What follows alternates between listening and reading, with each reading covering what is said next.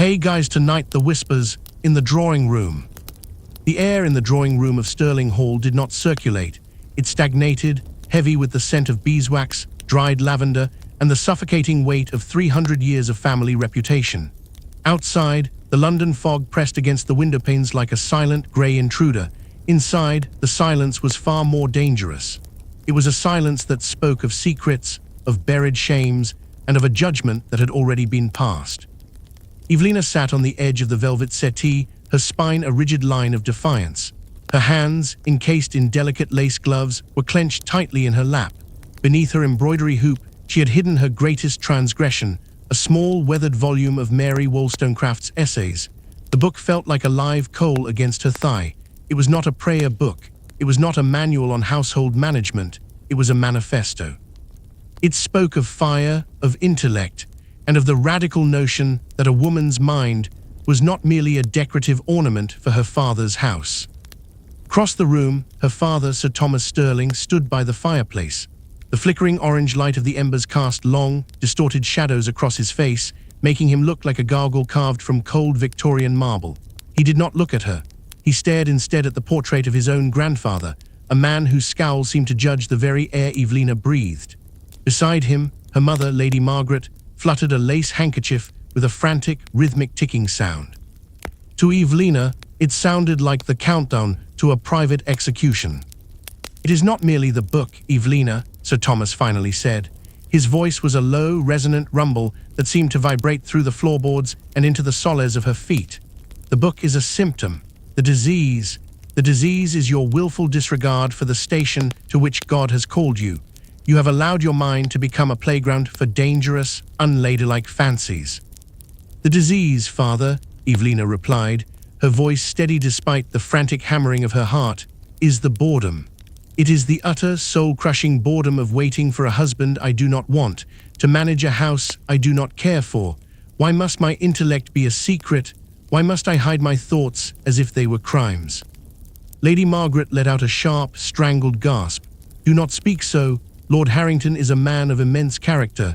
His estates in Sussex are—" "Lord Harrington is 60 years old, mother," Evelina interrupted, her voice rising with a sharp, brittle edge. "He smells of snuff and stale port.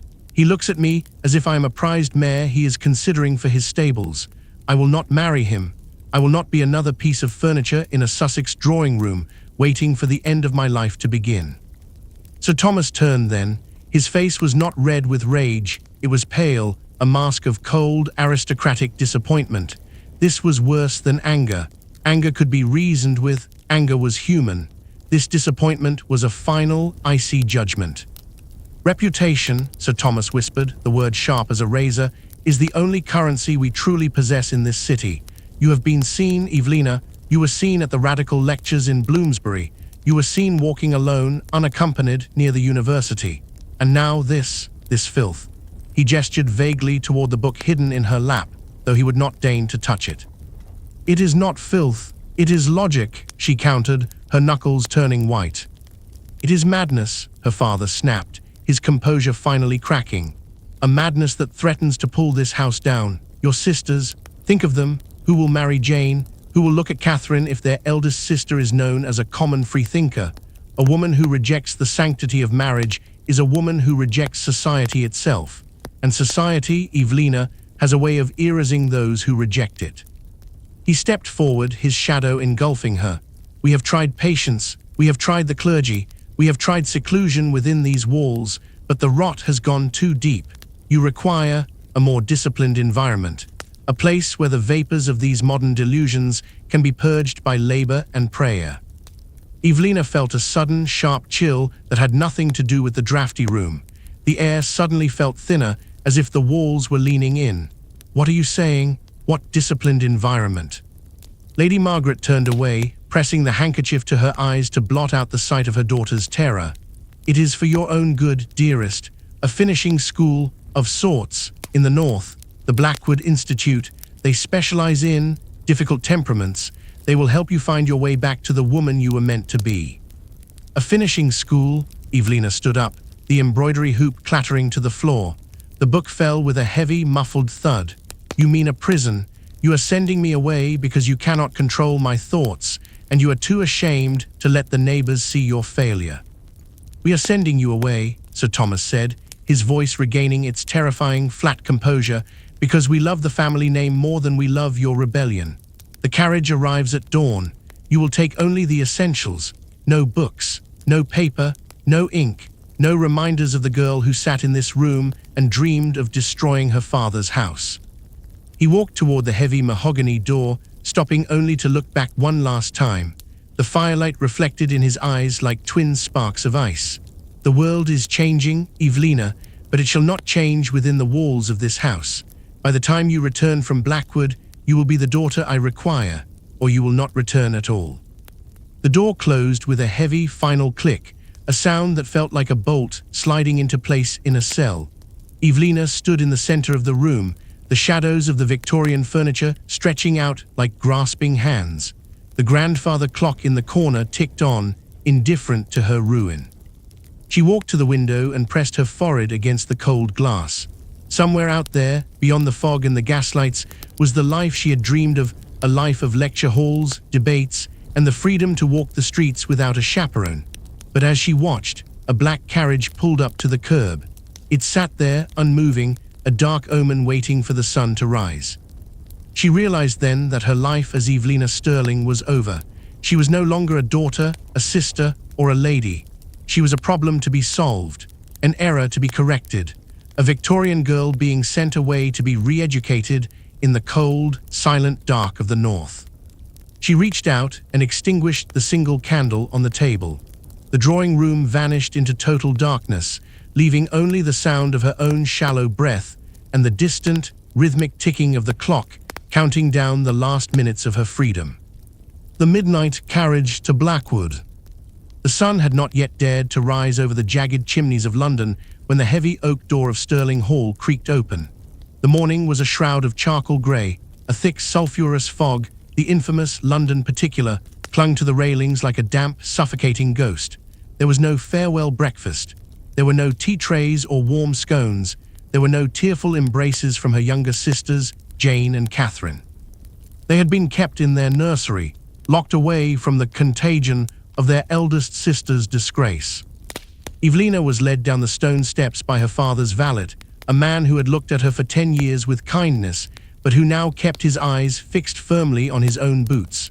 Her belongings had been reduced to a single, battered wooden trunk.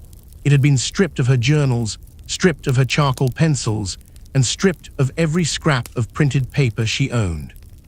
As she stepped into the street, the damp cold bit at her lungs, a sharp, sudden warning of the world that lay outside the velvet-lined walls of her childhood. The carriage waiting for her was not the family brougham with its polished brass and silk-lined seats. It was a black, windowless hackney, a shadow made of rotting wood and rusted iron. The driver sat high upon his perch, his face obscured by a heavy woolen scarf and the brim of a low, salt-stained hat. He did not offer a hand to help her climb inside. He did not even look at her. To him, she was merely cargo. "Get in, Evelina," came her father's voice. He did not come out to the curb. He remained in the safety of his threshold, a rigid silhouette of tradition and unyielding granite. Do not look back. Looking back is the first step toward a weak mind, and a weak mind is a playground for the devil. The door of the carriage slammed shut. The sound was deafening, a final metallic thud that severed her connection to the world of gaslight and civilization. Inside, the air was stagnant. It smelled of damp straw, stale tobacco, and the faint, metallic tang of oxidized iron. There were no cushions here, only hard, splintering wooden benches that rattled with every vibration of the street. The carriage lurched forward. The cobblestones of Mayfair began to hum beneath the wheels, a rhythmic clack-clack, clack-clack that sounded like the ticking of a giant, inevitable clock. Through a small, barred slit in the door, Evelina watched her world dissolve into the mist. First, the elegant rows of white-pillared townhouses disappeared. Then, the familiar, comforting glow of the street-side gaslights faded into the thick, yellow smog of the industrial districts. She saw the silhouettes of chimney sweeps and early morning laborers, men and women trapped in the gears of the empire, yet they possessed a freedom she was currently losing. They could walk away, she was bolted inside. By mid-morning, the city was a memory. The rhythmic sound of the horses' hooves changed tone, the sharp strike on stone giving way to the soft, sucking thud of mud as they entered the countryside. The transition was not merely physical, it was a slow, agonizing emotional erosion. With every mile that passed, the girl who had debated philosophy in London drawing rooms felt herself slipping away. In her place grew a cold, hollow knot of dread. She was being unmade. Her identity, Evelina the reader, Evelina the dreamer, Evelina the daughter, was being stripped away by the sheer distance. As the hours bled into one another, the landscape turned hostile. The lush, rolling greens of the south were replaced by the jagged, skeletal trees of the north. The sky turned the color of a bruised plum, heavy with the weight of unshed snow. Rain began to lash against the carriage, not a gentle spring rain, but a cold, rhythmic drumming that sounded like skeletal fingers tapping on a coffin lid. "Tabu, tabu, tabu. Where are we?" she whispered into the darkness of the carriage. Her own voice sounded foreign to her, thin and fragile. There was no answer, only the whistling wind and the occasional, violent crack of the driver's whip. She tried to count the turns, to remember the direction of the wind, to keep some semblance of a map in her mind, but the isolation was working its dark magic. The silence inside the carriage was a vacuum, sucking the very air out of her lungs. She thought of her mother's lace handkerchief. She thought of the forbidden book lying on the floor of the drawing room. They felt like artifacts from a prehistoric age, belonging to a woman who had died centuries ago. The carriage began to climb. The air grew thinner and significantly colder. Through the slats, she could see the moors, vast, undulating waves of purple heather and black rock, stretching out under a sky that seemed to have no end. There were no houses here, no signs of life, only the occasional, lonely sheep huddling against the crumbling stone walls for warmth. It was a landscape of abandonment. Then the carriage slowed. The horses strained, their breath coming in visible plumes of white steam as they pulled the heavy vehicle up a steep, winding drive. The road was lined with ancient, wind-bent oaks. The trees looked like tortured souls, their leafless branches reaching out to claw at the carriage roof. Scrape, scrape, scrape. The sound of wood on wood set Evelina's teeth on edge. It was the sound of a cage closing. Finally, the carriage groaned to a halt.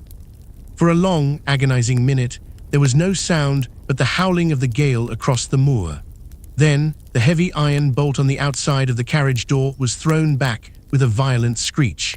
The door swung open, and the northern cold hit her like a physical blow to the chest. Standing there, framed by the grey mist and the looming shadow of a stone porch, was a woman as tall and sharp as a church spire.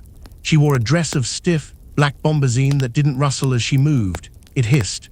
Her hair was pulled back so tightly that it seemed to stretch the skin of her forehead. Around her waist hung a heavy brass ring of keys that clinked with a sound of absolute finality.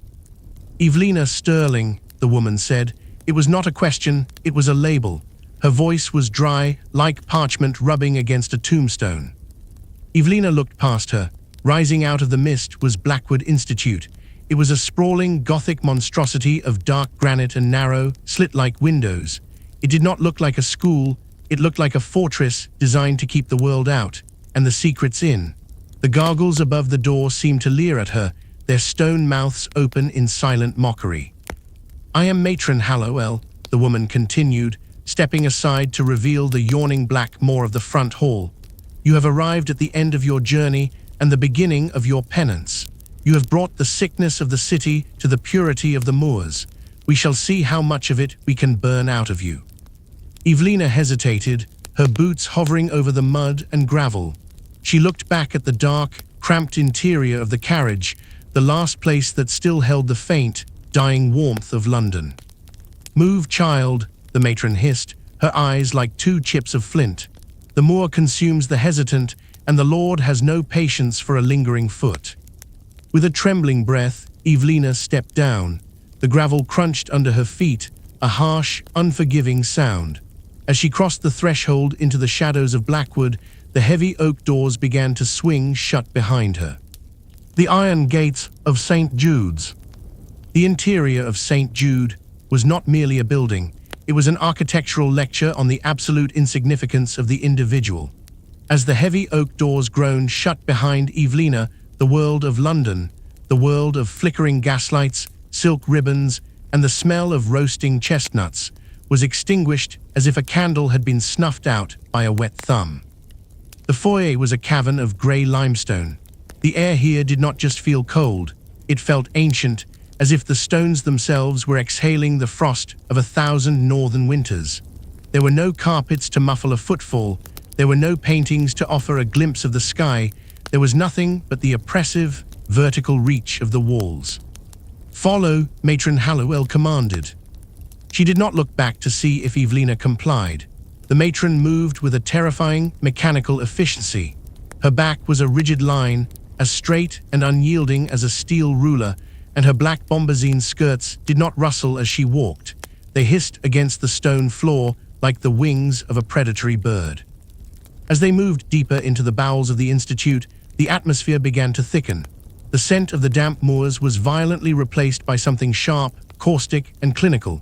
It was the smell of lye, the harsh, industrial soap used by the working classes to scrub the filth from the streets. Here, however, it was used for a different kind of cleaning. It strung the back of Evelina's throat. It made her eyes water.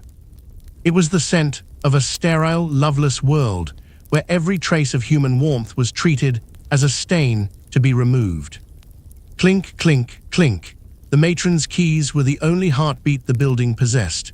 They hung from a heavy brass ring at her hip, echoing off the damp walls in a rhythmic reminder of who held the power of the lock and who was subject to it. They passed a row of heavy iron-studded doors. These were the solitary pens. Each door featured a small sliding brass plate, a Judas hole at eye level. Evelina felt the weight of unseen eyes behind those plates. Behind those doors lay the difficult cases, the girls who had screamed on their first night, the girls who had refused to bow their heads, the girls who still dared to whisper their own names in the dark. From behind one door, Evelina heard a sound that made the marrow in her bones turn to ice, a low, rhythmic scratching, like a fingernail desperately trying to find a way through 3 feet of solid stone. "Do not look at the cells, number 402, the matron snapped. She had not turned around, yet she seemed to sense Evelina's wandering gaze. Curiosity is a luxury of the idle mind. In the city, you were taught to look. Here, you will be taught to see only what is permitted. We cultivate the vacant mind, for only a vacant mind can be filled with the word of the Lord and the rule of the house." They reached the great hall.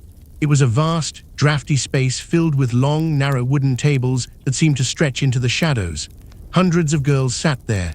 They were dressed in identical gowns of coarse, undyed wool, the color of a storm cloud. They sat in an absolute, terrifying silence that felt heavier than the stone walls themselves. There was no clatter of cutlery, there was no whispered gossip, there was no shared glance of sisterhood. Even the act of breathing seemed regulated by some invisible, crushing force. Hundreds of young heads were bowed, their eyes fixed downward, staring into the grey. Lumpy porridge in their bowls, as if it were a mirror of their own futures. "This is the refectory," the matron whispered. Her voice was thin and dry, carrying easily in the dead silence. "Here we feed the body only enough to sustain the soul's labor. Gluttony is the sin of the city, the sin of the pampered daughter. Here we offer the virtue of hunger. It keeps the spirit sharp. It keeps the mind from wandering toward rebellion." Evelina felt a wave of nausea. This was not a school for re-education. This was a factory designed to manufacture broken women. She looked at the girl nearest to her, a pale, hollow-cheeked child who looked no older than 14. The girl's hands were red and raw. The skin was cracked and bleeding around the knuckles from constant contact with lye and freezing water. When the girl briefly looked up, Evelina did not see sadness, nor did she see anger. She saw something much worse. She saw a vacuum.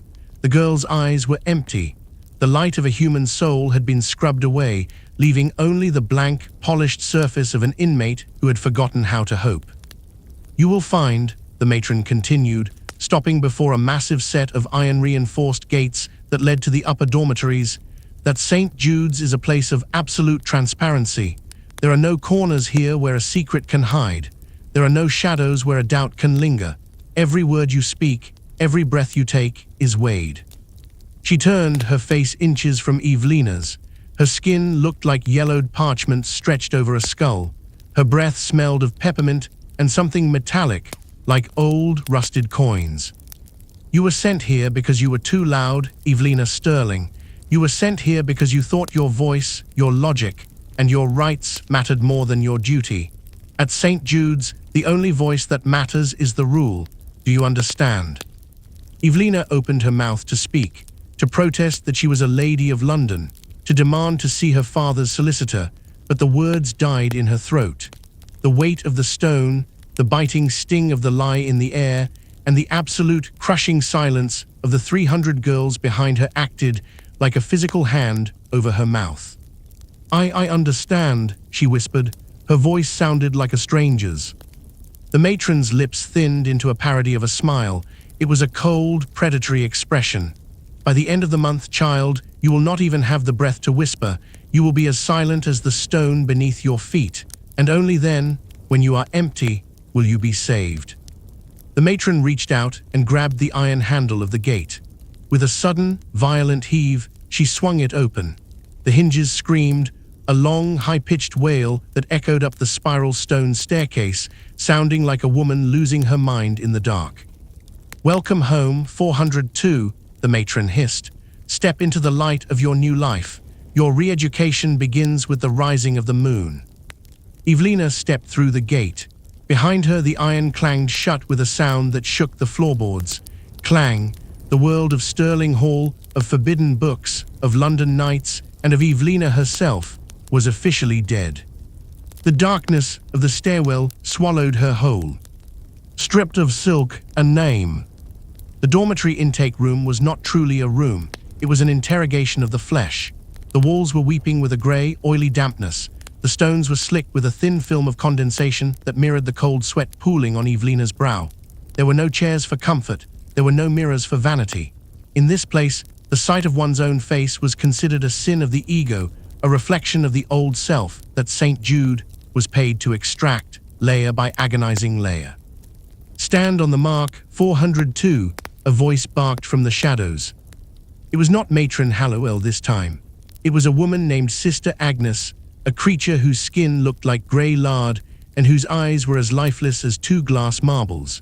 She stood behind a long, scarred wooden counter piled high with stacks of coarse, grey fabric that looked more like industrial sacking than clothing. Evelina stood on the painted yellow X on the floor. The cold of the stone seeped through her thin leather boots, traveling up her legs like a numbing, slow-acting poison. "Remove the finery," Agnes commanded. Her hand hovered over a large wicker basket that smelled of rot and previous failures. "Everything, the gown, the corset, the shifts, the stockings, leave nothing of the London girl behind. The world of silk is the world of the devil." Evelina's fingers trembled as she reached for the buttons of her traveling dress. It was a deep emerald silk, a gown her mother had commissioned for her 19th birthday just a few months ago. I have my own undergarments," Evelina whispered, her voice cracking in the hollow, echoing room. "Fine linen. Surely there is no harm in keeping what is hidden from view." "Silence!" Agnes didn't shout, she hissed, the sound like steam escaping a pressurized pipe. "You are not a lady here, you are a soul in debt.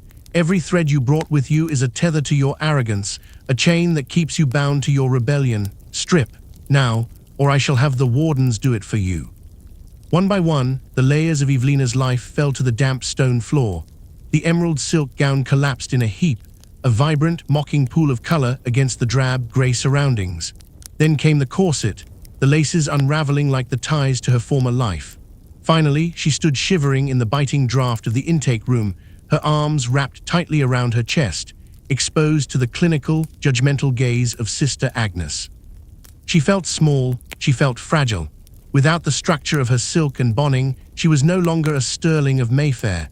She was merely a body, vulnerable and shivering. Agnes reached beneath the counter and produced a pair of long, heavy iron shears. They were not intended for fabric. "The hair is the crown of woman's pride," Agnes muttered, a ritualistic chant she had clearly performed 1,000 times.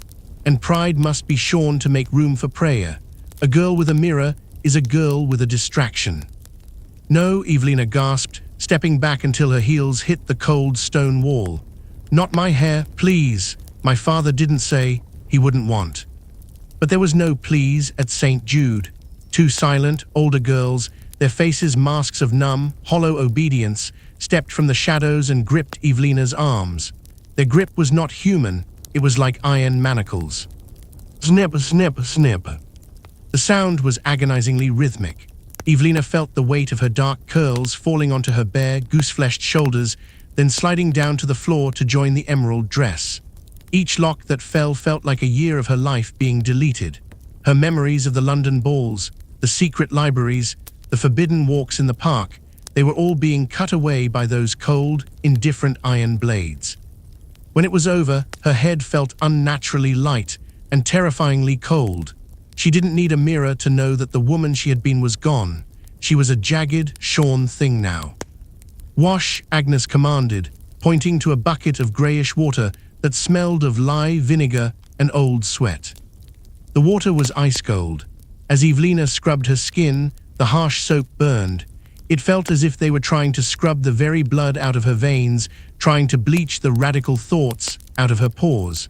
When she was finished, Agnes threw a bundle of fabric at her feet. It was the uniform of penance. The chemise was made of unbleached, scratchy wool that felt like sandpaper against her raw skin. The dress was a heavy, shapeless sack of grey twill. There were no buttons, only crude, fraying ties. There was no shape, only a deliberate, dehumanizing bulk designed to hide the fact that she was a woman at all. Finally, Agnes handed her a small, leaden disc on a dirty string. "This is your name," Agnes said, her voice flat and final. "You will wear it around your neck at all times. You will not answer to Evelina. You will not speak of Sterling. If a sister calls for 402, you will strike the floor with your knee and you will listen. Do you understand 402? Evelina looked down at the disc. The numbers were stamped deep into the soft, dull metal 402. It felt heavy, like a millstone hanging from her throat. She tried to find the words to refuse. She tried to find the fire that had fueled her in the drawing room only 48 hours ago. But the cold, the hunger, and the sight of her beautiful hair lying like a dead animal on the floor had extinguished the flame. She was no longer a person. She was a unit of labor. "Yes," she whispered, the word a total surrender. "I cannot hear you, 402, Agnes prompted, leaning over the counter until Evelina could smell the sourness of her breath. Evelina swallowed the bile in her throat. She dropped to one knee, the hard stone bruising her bone through the thin wool. "Yes, sister, I understand. I am 402. "Good," Agnes said, turning back to her heavy ledger. "The girl is dead. The number remains. Take her to the laundry. She has 10 hours of scrubbing before the evening prayer. Perhaps the steam will wash the last of the London vanity from her eyes." As Evelina was led away, she caught one last glimpse of her emerald dress in the wicker basket. It looked like a shed skin, a bright, beautiful husk of a life that no longer existed. She was 402 now. She was a ghost in grey wool, walking down a hallway of stone that had no end. The gospel of silence. The bell did not ring, it shrieked. It was a brass-stung demon that shattered the fragile freezing peace of the 4 o'clock hour, vibrating through the thin straw mattresses and into the very bones of the girls in the dormitory. In the darkness of the long, vaulted room, 60 girls rose as one, a silent grey wave of ghosts moving in perfect, haunting synchronization. There was no yawning, there was no stretching, there was certainly no morning greeting. At St. Jude's, speech was not a right, it was a luxury that had been revoked, a sin that had been scrubbed away. Evelina, now number 402, stood by her cot, her fingers fumbling with the crude twine ties of her wool dress. Her fingers were already stiff and swollen from the previous day's labor, the skin cracked and weeping around the nails from the constant bite of the lie. Beside her, number 403, a girl with eyes like a trapped bird, moved with a mechanical speed that spoke of months of terrifying practice. They did not look at each other. They did not acknowledge each other's existence. To look was to acknowledge was to conspire, and conspiracy was met with the dark. Eyes to the floor, hearts to the Lord. The voice of the night watch sister echoed down the stone corridor, a sharp metallic bark that seemed to bounce off the damp limestone. The girls filed out in a single, silent line, their bare feet slapping against the freezing floor. The silence was absolute. It was a physical weight, a thick, invisible wool that muffled every human instinct for connection. The morning routine was a masterpiece of Victorian dehumanization. First, the chapel. The air inside was thick, heavy with the smell of unwashed bodies, cold stone, and cheap, acrid incense. They knelt for 2 hours. There were no cushions, there were no breaks, there was no shifting of weight allowed. The chaplain's voice was a monotone drone, a rhythmic beating of words against their tired minds. He spoke of the sin of the tongue and the virtue of the quiet vessel. "The silent woman is a jewel in the crown of the righteous," he recited, his eyes fixed on the ceiling. Evelina felt a surge of bitter irony that tasted like copper in her mouth. They wanted jewels, but they were creating stones. They wanted vessels, but they were building coffins for the living. Then came the labor. The laundry room of St. Jude was a vision of industrial purgatory. Huge, copper vats of boiling water hissed and spat, filling the room with a thick, choking steam that smelled of lye, vinegar, and the sour, heavy scent of hundreds of soiled linens. Evelina was assigned to the scrubbing boards. The water was hot enough to turn her skin a raw, angry red, yet the air in the room remained damp and chilling. For 6 hours without a pause, she pushed the heavy, sodden fabric against the wooden ridges.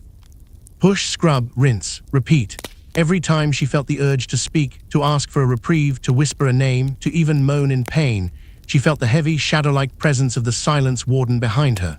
The wardens carried long, thin willow switches. If a girl's lips so much as moved, even in a silent prayer of her own, the switch would whistle through the steam and find the soft, exposed flesh of her neck. "Wish crack." Evelina watched the girl across from her drop a heavy linen sheet into the grey water. The girl's mouth opened in a silent O of pure frustration. She didn't say a word, but her lips moved, a ghost of a curse against her own clumsiness. Instantly, the warden was there. No warning was given. The willow switch struck the girl's shoulder, leaving a thin, red welt that bloomed like a dark flower on the grey wool of her uniform. The girl didn't cry out. She couldn't. She simply lowered her head further, her tears falling silently into the boiling, bubbling lye. This was the gospel of silence.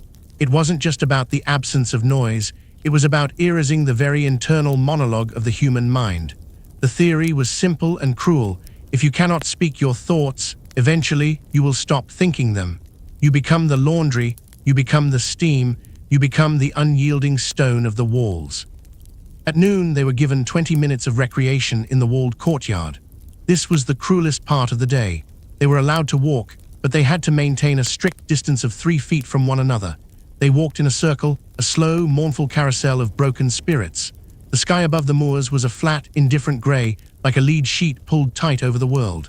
Evelina looked up, searching for a bird, a cloud, anything that didn't belong to the geometry of the Institute. She saw a crow perched on the high iron fence, its feathers oily and black.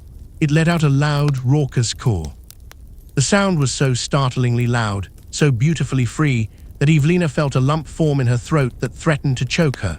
The bird could speak, the bird could scream, the bird could leave the moor whenever it chose. She felt a sudden, dangerous impulse to scream along with it, to shatter the suffocating silence of St. Jude with one long, piercing note of pure defiance. But she felt the matron's eyes. Matron Hallowell stood on the porch, her hand resting on the heavy, clinking ring of keys at her hip. The impulse died as quickly as it had been born. Evelina lowered her gaze back to the heels of the girl in front of her. Left, right. The afternoon was spent in the mending room. The silence here was different. It was a sharp, needle-like silence. 100 needles piercing fabric in unison. Stitch, pull, stitch, pull. The flickering candlelight strained their eyes until they burned. If a girl fell asleep, she was stood in the gantry, a cold, dark corner, where she had to hold a heavy, iron-bound Bible at arm's length until her muscles screamed and failed. By the time the evening bell rang for the final prayer, Evelina's mind was a numb, grey fog. She could barely remember the titles of the books she had loved in London. She could barely remember her father's face. The silence had entered her marrow, replacing her thoughts with the rhythm of the machines. As she lay back down on her straw mattress that night, The silence of the dormitory was even louder than the roar of the laundry vats. It was a predatory silence. It sat on her chest, whispering that she would never leave, that she was no longer Evelina Sterling, that she was merely a rhythm of labor, a number in a ledger. She reached up and touched the leaden disc around her neck. 402. She closed her eyes, and for the first time she didn't try to think. She didn't try to remember. She simply drifted into a dark, wordless void, her spirit beginning to crack under the weight of the gospel that allowed no voice. The anatomy of a proper lady.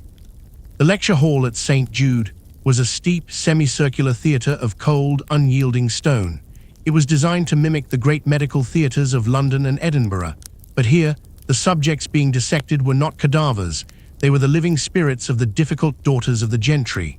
The air was thick with the scent of formaldehyde, floor wax, and the stale, sour breath of 60 terrified girls. Evelina number 402 sat in the third row, her back pressed against the hard wooden slat of the bench. Beside her sat 50 other girls, their heads shorn like sheep, their grey wool uniforms blending into the shadows of the stone. At the front of the room stood Dr. Aristhorpe, a man whose spectacles caught the flickering candlelight like the eyes of a nocturnal predator. Behind him hung a large, hand-painted linen chart, a grotesque map of the female body. The female mind, Dr. Aristhorpe began, his voice a dry, rhythmic rattle that seemed to scrape against the very walls, is a delicate, often unstable mechanism of nerves and humors. It is a vessel designed for two sacred things, obedience and reproduction. When a woman seeks to fill this vessel with intellect, with logic, or with the poison of radical ambition, the mechanism breaks. It shatters. He tapped the chart with a long wooden pointer. The sound, tap, tap, tap, was like a hammer striking a coffin lid. This break, he continued, leaning over his lectern, is what we term hysteria. It is not a choice of the will, it is a biological malfunction.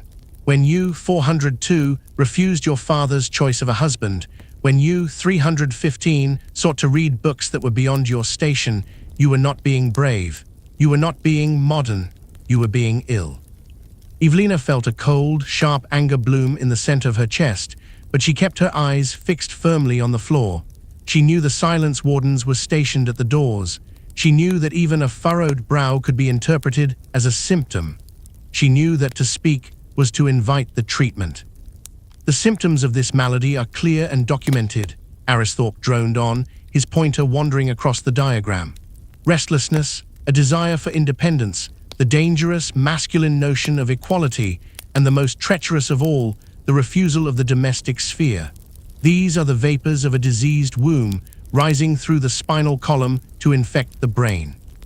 Turned to the class, his eyes scanning the rows of hollow-cheeked girls with a look of clinical pity. How do we cure this? We do not use kindness, for kindness only feeds the delusion of importance. We use the discipline of the body to reach the mind. We use the cold water bath to shock the nerves back into submission. We use the sensory deprivation of the solitary pen to starve the ego of its audience. We use the gospel of silence to erase the noise of the radical mind. The girls sat in a trance-like stillness. This was the most effective part of their re-education. It wasn't just the physical labor in the laundry or the hunger in the refectory. It was the psychological gaslighting, the convincing of the victim that her very desire for freedom was a medical deformity. They were being taught to pathologize their own souls, to view their own thoughts as a fever that needed to be broken. Look at the diagram once more, Aristhorpe commanded, his voice rising in a sharp academic crescendo. Note the hysterical nerve that runs from the brain to the heart. In a proper lady, this nerve is calm, tethered to the hearth, the husband, and the cradle. In a new woman, that grotesque, unnatural creature of the modern age, this nerve is inflamed. It is red with the fever of ego. He walked slowly toward Evelina, his shadow stretching across her like a dark, suffocating shroud. He stopped, the smell of cloves and decay emanating from his coat. He lifted her chin with the tip of his wooden pointer. Evelina had to fight the primal urge to bite it, to scream, to tear the chart from the wall. "Tell me 402, he whispered, his voice dropping to a conspiratorial low. Do you still feel the inflammation? Do you still feel the fever to read the works of those French radicals? Or has the lie and the 14-hour labor begun to cool your blood?" Evelina's throat felt as if it were filled with crushed glass. She knew the answer he required. She knew that if she showed even a spark of her old fire, even a flicker of the girl who had sat in the drawing room in London, she would be sent to the infirmary. The infirmary was a place from which girls often returned with vacant, glassy stares and hands that never stopped trembling. "The fever is leaving me, sir," she whispered, the lie tasting like bitter ash on her tongue. "Speak up, child," Aristhorpe prompted, pressing the pointer slightly harder against her jaw. "The lecture hall demands clarity. The truth shall set you free." "The fever is leaving me, sir," she repeated, her voice louder now, but hollowed out of all emotion. "I am a vessel, empty and waiting for the rule. I see now that my thoughts were merely shadows of my illness." Aristhorpe smiled, a thin, bloodless line that didn't reach his eyes. "Precisely. You are becoming the anatomy of a proper lady. You are learning the most important lesson of St. Jude. Your mind is not your own. It belongs to your father. It belongs to your future husband. It belongs to the stability of the state." He returned to the front of the room, his pointer resuming its rhythmic, relentless tapping. "The treatment will continue. The cold baths will be increased for those who show relapse into independent thought. Remember, girls, a woman who thinks for herself is a woman who suffers. A woman who obeys is a woman who is healed." As the heavy bell rang to dismiss them, Evelina walked out of the theatre in a daze. Her legs felt like lead. She looked down at her hands, red, raw, and scarred from the chemicals of the laundry. According to Dr. Aristhorpe, these were the hands of a healing woman. But as she touched the cold, damp stone of the hallway, a single, flickering thought remained in the back of her mind. A thought that no lie, no lecture, and no cold water shock could reach. "If I am a vessel," she thought, her heart beating a secret rhythm against her ribs, "then I shall be a vessel for a poison they do not expect. They think they are emptying me, but they are only making room for a different kind of fire." Bread, water, and penance. The refectory at St. Jude was a hall of hollow echoes and stagnant air. Every day, 3 times a day, the silence was fractured only by the chillingly precise sound of 300 wooden spoons hitting 300 ceramic bowls in perfect, rhythmic unison. There was no conversation, there was no clinking of glasses, there was no warmth. Hunger was the primary instructor in this stone-walled classroom, and its lessons were written in the protruding ribs, the sallow skin, and the sunken, glassy eyes of the girls in grey. Evelina number 402 stood in the grace line, her boots heavy on the limestone. Her stomach was no longer just an organ, it was a knotted, aching void, a constant, gnawing presence that had slowly replaced her ability to think of poetry or logic or the world beyond the moors. In London, she had complained if the afternoon tea was too cool or if the mutton was a fraction too dry. Now, in the shivering damp of the north, she dreamt of the scraps her father's hounds used to leave behind in the dirt of the kennels. "Step forward, 402, the server hissed. The server was an older girl, perhaps no more than 20, but the institute had aged her into a crone. Her skin was the color of old, damp parchment, and her hair, what little remained of it after the shears, was a dull, brittle straw. She plunged a rusted iron ladle into a vat of grey, gelatinous gruel, slopping a single, measured portion into Evelina's bowl. Next came the bread. It was a small, dense square of what the girls called penance loaf, a mixture made with a significant portion of sawdust and low-grade flour to ensure it was as difficult to swallow as it was to digest. Finally, she was handed a tin cup of lukewarm water, clouded with the grey minerals of the moorland well. This was the standard ration. It was calculated with the cold, mathematical precision of Dr. Aristhorpe to provide exactly enough calories to prevent the inconvenience of death, but never enough to fuel the fires of rebellion. A hungry body, the matron believed, was a body too exhausted to argue, a body too weak to dream of escape. Evelina sat at the long, scarred wooden bench. To her left sat 315, a girl who had once been the vibrant, laughing daughter of a wealthy merchant. Now she was a shivering ghost who stared at her crust of bread as if it were a holy relic from a lost civilization. The rule of the table was absolute and unforgiving. You were to look only at your food, never at your neighbor. You were to chew each mouthful 30 times before swallowing. You were to finish every drop, no matter how much it tasted of salt, grit, and rot. If a girl so much as dropped a crumb, she was made to kneel on the floor and pick it up with her teeth, a public lesson in the sin of waste. Clang! The matron struck a heavy brass gong at the head of the hall. The sound vibrated through the floorboards and into the marrow of Evelina's teeth. "Eat in the presence of your sins," the matron commanded, her voice thin and sharp as a needle. Evelina took a spoonful of the gruel. It was cold. It tasted of nothing but salt and wet stone. She forced herself to chew the bread, feeling the grit of the sawdust scraping against her sensitive gums. As she ate, a terrifying realization washed over her. The true cruelty of the system was not just the hunger, but how it turned the girls into predators of their own survival. She found her eyes drifting, just for a fraction of a second, to the bowl of the girl next to her, wondering if 315 would leave a single drop behind. She hated herself for the thought. It was the birth of an animal. "The body is a temple," the matron's voice drifted over the hall like a poisonous fog. "But your temples are cluttered with the filth of indulgence and the rot of the city. We strip the flesh so the spirit may finally breathe. Hunger is the fire that burns away the dross of the ego. Only when the stomach is empty can the soul be full of the rule." Midway through the meal, a girl 3 tables down, number 209, collapsed. She didn't scream, she didn't even moan. She simply slid off the bench and hit the stone floor with a dull, sickening thud. Her bowl shattered, the grey gruel spreading across the limestone like a slow-moving, pathetic stain. No one moved, no one spoke. The 300 spoons continued their rhythmic clack-clack-clack. The sound of the eating did not falter, even as the girl lay motionless in the dirt. 2 wardens stepped forward, their heavy leather boots echoing like gunshots in the silent hall. They didn't check the girl's pulse. They didn't offer a drop of water. They grabbed her by the armpits and dragged her out of the hall, her bare, bruised heels scraping against the stone.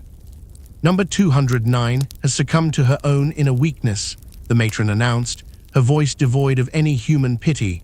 She chose to let her body fail rather than let her spirit prevail. Her ration for the next 2 days will be forfeit. She must learn that the spirit sustains where the flesh fails. Evelina felt a cold shiver that had nothing to do with the drafty hall. She looked down at her own bowl, her vision blurring. She wanted to throw the ceramic dish at the matron. She wanted to stand up and scream that they were human beings with names and families, not livestock to be measured by the ladle. But her limbs felt heavy, leaden with the lethargy of starvation. Her brain was foggy, her thoughts tangled in a grey mist. The matron was right. The hunger was winning. It was erasing her anger, replacing it with a singular, desperate, and humiliating focus on the next crust of bread. When the final gong rang, the girls stood in unison. They marched out, their bowls empty, their stomachs still screaming for more. As Evelina passed the spot where 209 had fallen, she saw a single, small piece of bread that had been missed by the wardens. For a heartbeat, Evelina considered reaching for it. She considered the risk of the willow switch, the risk of the solitary pen, for just 1 extra bite of sawdust. But she saw the matron watching her, a thin, knowing smile playing on the woman's lips. The matron wanted her to steal it. She wanted her to prove that she was nothing but a starving beast, stripped of all London dignity. Evelina straightened her back. She looked directly at the matron, the first time she had dared to meet those flint-grey eyes in weeks, and she stepped over the bread. She walked out of the refectory, her head held high, though her vision was swimming with black spots and her knees threatened to buckle. She was starving, yes. She was weak, yes. But she would not become the animal they had designed. She was still number 402, but for the first time since she arrived, she remembered that 402 was a girl who had once read books, who had once debated the rights of man, and that girl was still hiding, hungry, but alive, somewhere deep inside the hollows of her bones. The secret language of the laundry room. The laundry room of St. Jude was a cathedral of steam and suffering, but within its opaque white mists, a new kind of rebellion was being forged. In a world where to speak was to be broken, the girls began to realize that silence did not have to mean absence. Silence could be a weapon, silence could be a bridge, silence could be a language more profound than any spoken word. Evelina, number 402, stood before a copper vat that belched out a thick, sulfuric vapor. The heat was a physical weight, pressing against her shorn head and soaking the coarse wool of her uniform until it felt like a suit of lead. The acoustic landscape of the laundry was a constant, deafening roar, the bubbling of boiling water, the rhythmic, wet thud of heavy linens hitting the scrubbing boards, and the occasional sharp crack of a warden's switch against a wooden table. Voice note: for the AI, ensure the descriptions of the sounds are read with a slow, percussive rhythm. It was in this cacophony that Evelina first noticed the coded symphony. To the wardens, the noise was merely the sound of labor. To the girls, it was a conversation. Number 315, a girl who had once been a seamstress, sat at the far end of the room. When she wrung out a heavy sheet, she did not do it randomly. She twisted the fabric once, twice, then a sharp snap. Snap. It was a signal. It meant the night watch sister had turned the corner into the drying yard. Then came the visual syntax. A girl would wipe her brow with her left hand, a sign for caution. She would move a bucket with her right foot, a sign for the matron is coming. One Tuesday, while the steam was particularly thick enough to hide the person standing only 3 feet away, Evelina felt a sharp, hard object pressed into her palm. It happened during the transfer, the moment when the heavy, wet linens were passed from the vats to the wringers. She did not look down, she did not gasp. Her training at St. Jude's had taught her that any sudden movement was a death sentence.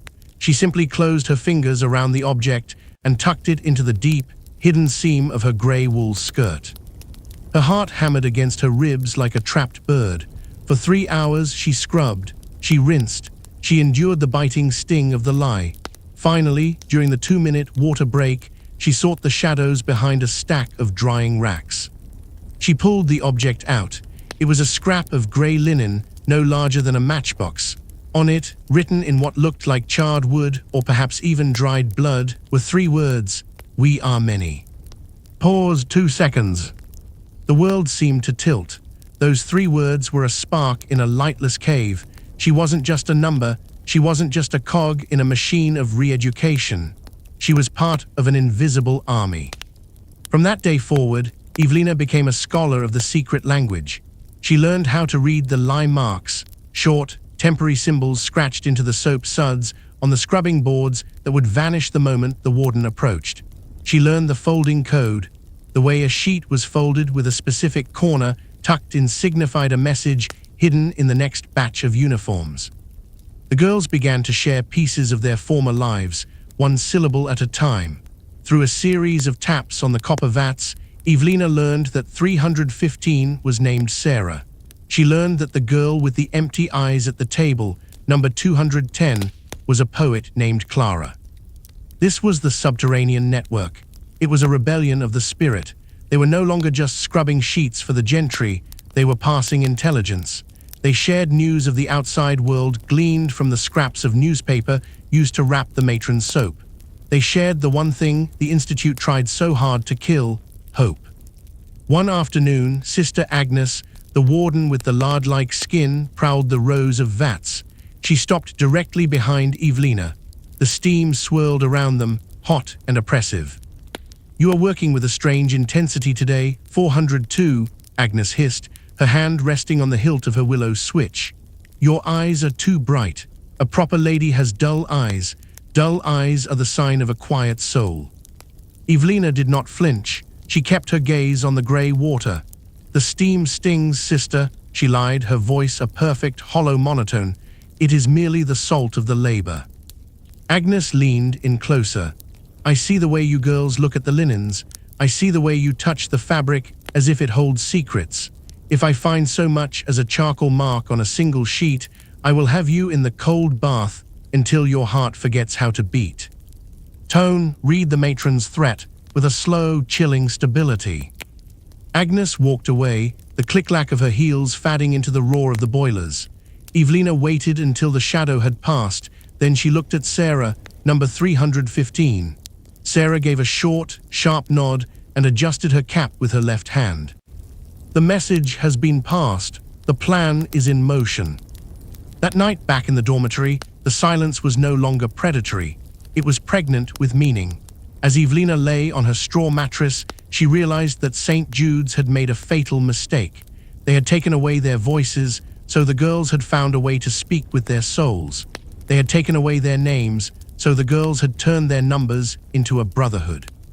The secret language of the laundry room was the beginning of the end. The re-education was failing. They weren't becoming proper ladies, they were becoming revolutionaries. Evelina reached out in the dark and tapped twice on the wooden frame of her bed. From the bed next to her, she heard two faint, answering taps. "We are here, we are awake, we are waiting." The girl who refused to break. The atmosphere at St. Jude was usually a stagnant grey pool of obedience, but that Tuesday, the pool was shattered by a lightning bolt from the world outside. Her name was Beatrice, though the heavy ink-stained ledger at the front gate now claimed she was merely number 512. She did not arrive in a black carriage like the others. She arrived in a police van, handcuffed and spitting fire, her wild red hair a chaotic halo against the bleak, leaden moorland sky. While the rest of the girls had been broken over long weeks and grueling months, Beatrice seemed to possess a spirit forged in a different kind of furnace. She was the daughter of a disgraced suffragette, a girl who had grown up on the picket lines of Manchester, and she looked at Matron Hallowell not with the expected fear, but with a terrifying, bone-deep contempt that made the wardens hesitate. "The rule of this house is silence," Sister Agnes had barked during the evening intake, her willow switch twitching with anticipation. Beatrice had laughed. It was a sound St. Jude's had not heard in years, a raw, melodic, and dangerously human sound that seemed to vibrate the very dust in the air. "Silence is for the dead, sister," Beatrice had replied, her voice ringing off the limestone walls like a bell. "And as you can see, I am quite inconveniently alive." For that first transgression, she was denied food for 48 hours and forced to stand in the gantry. She did not weep, she did not sway. For the second, refusing to shear her hair, which she called her banner of war, she was dragged to the chair of correction in the center of the Great Hall. The entire institute, 300 girls in identical grey wool, was gathered to witness the mending of 512. This was the Victorian way. The public punishment of one was the silent education of many. Evelina, number 402, sat in the front row, her hands trembling so violently she had to hide them in the folds of her skirt. She watched as two burly male wardens, brought in from the moorland farms, forced Beatrice into the heavy wooden chair and strapped her wrists to the arms. Matron Hallowell stood before the girl, the iron shears glinting in the flickering candlelight like the beak of a scavenger bird. "You think your spirit is an iron bar, child," the matron whispered, her voice amplified by the deadly, suffocating hush of the room. "But I have broken iron before. I have turned steel into dust. By the time I am finished with you, you will beg for the silence you now despise. You will crave the nothingness." Snip! A long, vibrant lock of copper-red hair fell to the stone floor. Beatrice did not flinch. Snip, snip. The shears moved with a cruel, jagged rhythm. The sound, shrk, shrk, was the only thing audible in the hall. As the red curls piled up around her boots like autumn leaves in a graveyard, Beatrice did something that turned the blood of every girl in the room to ice. She did not scream. She did not beg. She began to sing. It wasn't a hymn of the church. It wasn't a song of penance or a plea for mercy. It was a low, gravelly folk song from the northern textile mills, a song of labor, of fire, and of the inevitable rising of the common soul against the master. "Stop her," the matron screamed, her aristocratic composure finally shattering into 1,000 jagged pieces. "Silence her at once."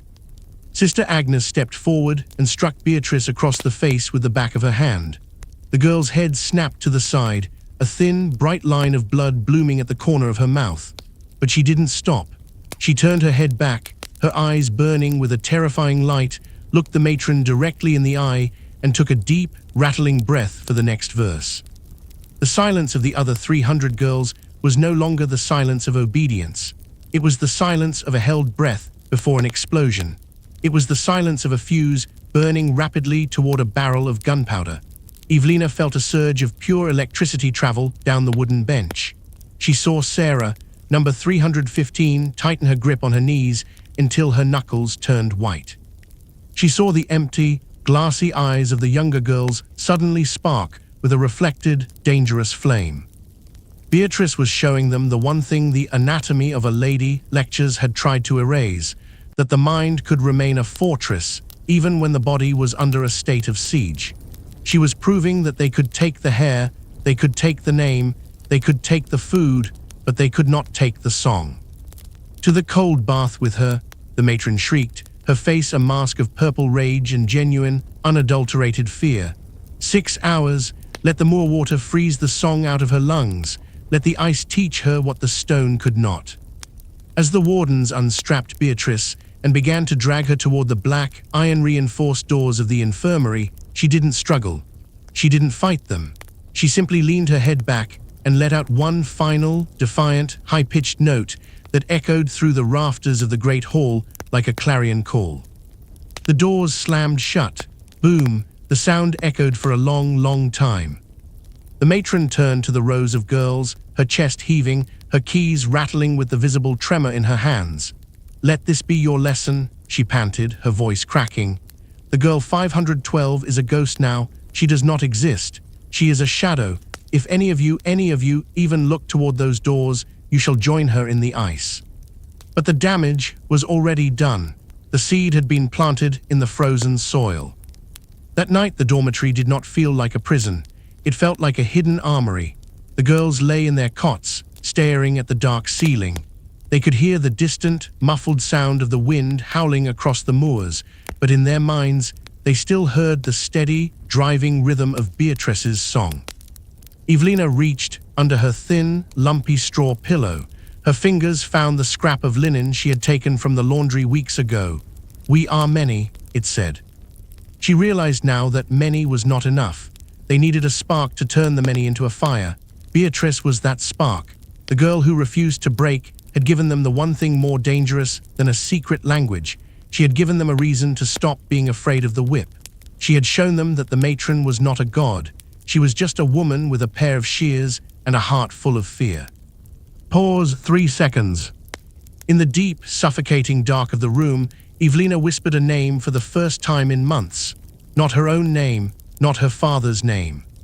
"Beatrice," she breathed. And from the shadows of the next cot, a voice that had been silent for an entire year whispered back, clear and strong, "Beatrice." Then another voice from the back of the room, "Beatrice." The gospel of silence was over. The choir of the broken was beginning to find its tune, and the walls of St. Jude's were finally beginning to tremble. Letters that never left. In the world outside the iron gates of St. Jude, Sunday was a day of rest, but inside, Sunday was the day of the pen. Every week, for exactly 1 hour, the girls were permitted to sit at the long wooden tables of the refectory. They were given a single sheet of grey, low-grade paper, a wooden pen with a rusted nib, and a small, shared pot of watery ink. This hour was the only thing that kept many of them from the brink of madness. It was the hour they spoke to the ghosts of their former lives. Evelina, number 402, dipped her pen into the ink. Her fingers, scarred from the laundry, shook as she began to write. "Dearest father," she started, "I have learned the lessons of silence. I have understood the error of my ways. Please, the winter is coming to the moors, and the cold is inside my bones. Have I not paid enough? May I come home?"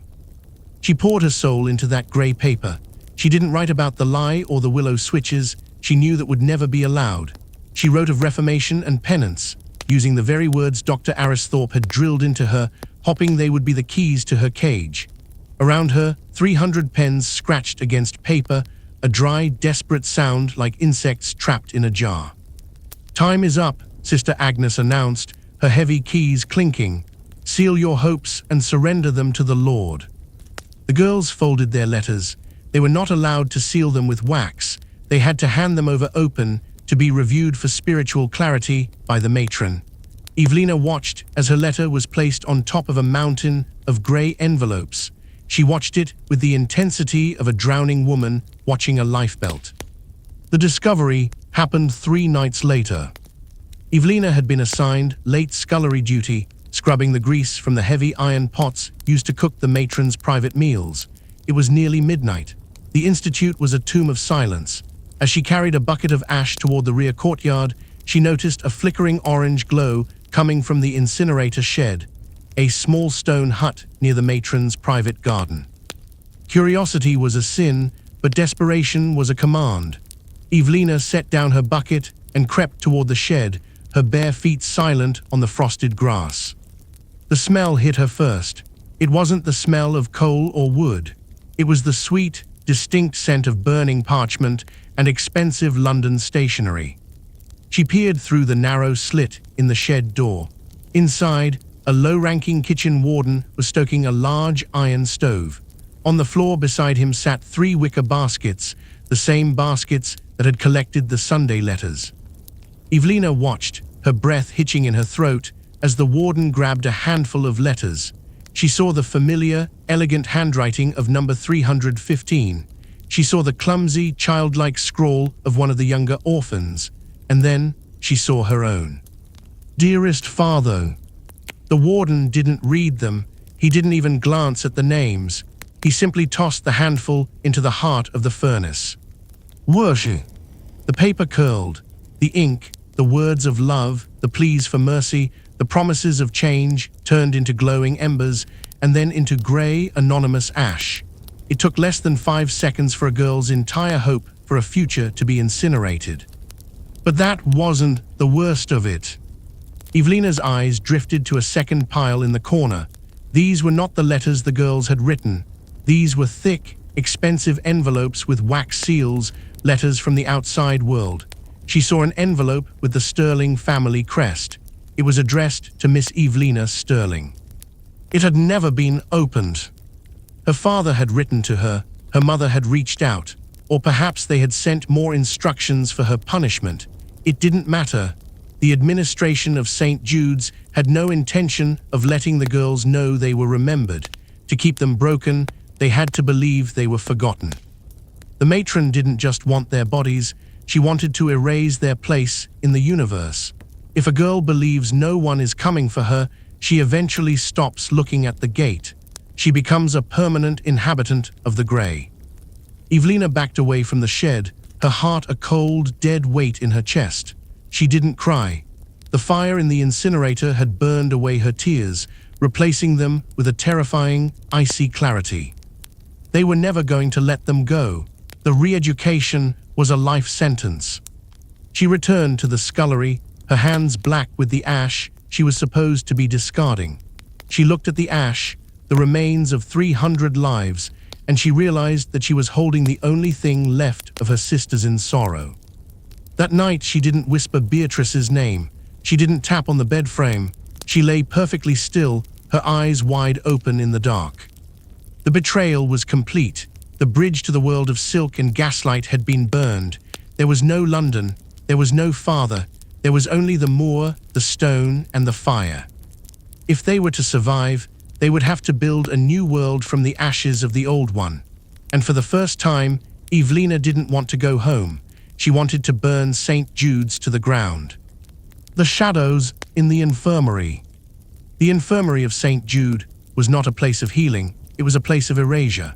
Located in the deepest subterranean levels of the North Wing, the air here did not breathe, it rotted. The walls were perpetually slick with a cold, grey moisture that smelled of copper, ether, and the ancient, unwashed damp of the moors.